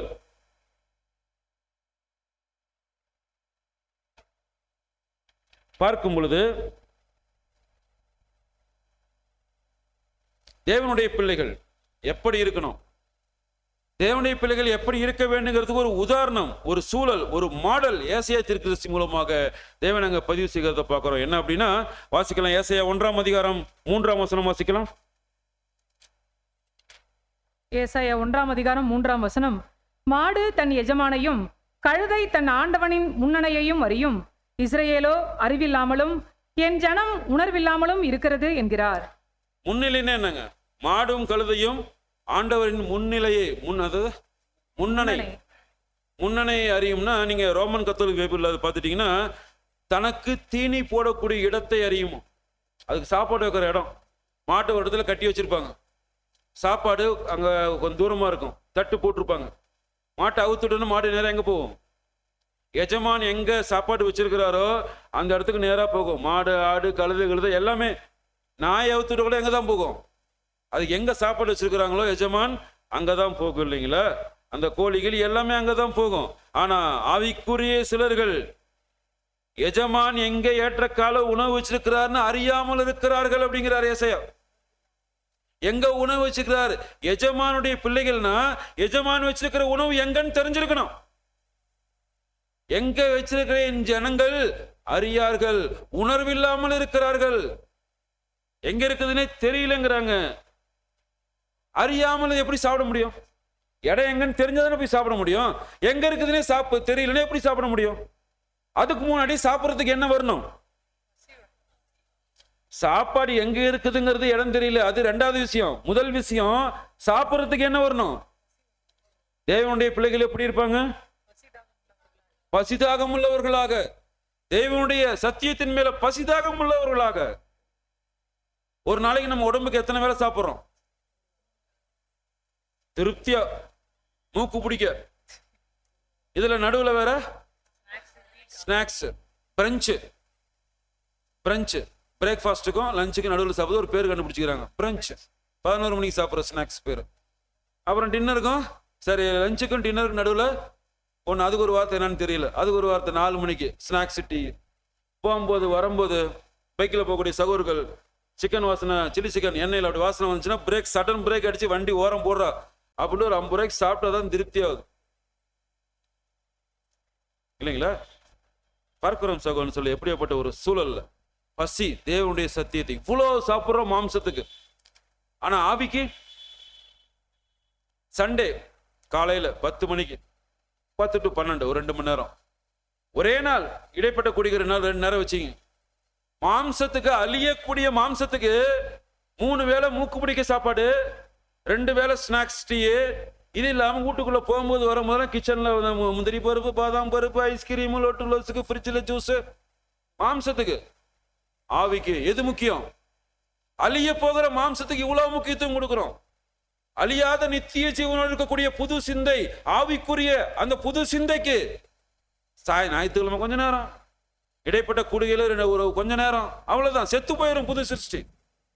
இதுக்கு எவ்வளவு உணவு கொடுக்குறீங்களோ அதை விட அதிகமாக மாம்சத்தை விட புஷ்டியா வளரணும் புது சிந்தை. எவ்வளவு சாப்பாடு சாப்பிடணும், எவ்வளவு கொடுக்கணும். நீங்க உணர்வு இருக்கக்கூடிய ஜனங்களாக நாம் இருக்கணும். தேவன் சொல்லிட்டாங்க, என் ஜனங்களோ மாடு, கோழி, ஆடு, மாடு, பன்னி, அதுக்கெல்லாம் தெரியுது அது எஜமான் எங்க உணவு வச்சிருக்கான்னு. என் ஜனங்களுக்கு தெரியல, சாப்பிட மாட்டேங்கிறாங்க. சண்டே ஒரு நாள் கொஞ்சோண்டு சாப்பிட்றாங்க. ஆக பார்க்கிறோம் சகோதரன் சொல்ல, தேவ ஆசீர்வாதங்களை பெற்றுக்கொள்ளணும். ஆக தேவனுடைய பாத்திரங்களை சுமப்பவர்களாக பரிசுத்த பந்தியில் கை வைக்க நாம் என்ன பண்ணோம்? அந்த சுத்திகரிப்பு இடத்துல அவசியமாக இருக்கு. ஏசாயா 52:11 மீண்டும் வாசிங்க. ஏசாயா 52:11 புறப்படுங்கள், அவ்விடம் விட்டு போங்கள், அசுத்தமானதை தொடாதிருங்கள். கர்த்தருடைய பாத்திரங்களை சுமக்கிறவர்களே, அதன் நடுவிலிருந்து புறப்பட்டு உங்களை சுத்திகரியுங்கள். பார்க்கிறோம் சகோதரன் சொல்லி, வரக்கூடிய மார்ச் 31ஆம் தேதி மாலை கர்த்தர் நமக்காக கொடுத்துட்டதான அந்த ஒரு மிகப்பெரிய விலையேற பெற்ற ஒரே பண்டிகை. அந்த பண்டிகையை நாம் அனுசரிக்க நம்மிடத்துல உண்மை துப்புரவு என்கிற நிலையில நாம் காணப்பட வேண்டியது அவசியமா இருக்கு. நமக்குள்ள சுத்திகரிக்க வேண்டியது அவசியமா இருக்கு. மிக விரைவாக நாம் நம்முடைய பாவங்களுக்காக மன்னிப்பை பெற்றுக்கொண்டு நொறுங்கின இருதயம் காட்டினவர்களாக பரிசுத்தமானவரை நோக்கி இருக்கும் பொழுது நாமும் பரிசுத்தமாக்கி அந்த ஒரு தேவன் எதிர்பார்த்த நிலையில நாம் பந்தியில் கை வைக்கும் பொழுது வரக்கூடிய அடுத்த வருடத்திலிருந்து புதுப்பிக்கப்பட்டு தேவன் எதிர்பார்க்கிற குணலட்சணங்கள் நம்மிடத்துல வளர்ந்து அந்த ஒரு சாயல், கிறிஸ்துவனுடைய சாயலை அடைந்து உயிர்த்தெழுந்த பரிசுத்தவான்களோடு மகிமையில் கிறிஸ்துவோடு இணைந்து தேவனை தரிசிக்கக்கூடிய மிகப்பெரிய ஒரு பயணத்துல வெற்றி கொண்டவர்களாக, ஜெயம் கொண்டவர்களாக மாறுவது உறுதியாக இருக்குங்கிற விசுவாசமாக நாம முன்வைத்து அதற்கான நடவடிக்கை எடுக்க தேவன் அவருடைய ஆவியும் ஞானத்தையும் கொடுத்து நம்மை வழிநடத்துவாராக. ஆமென்.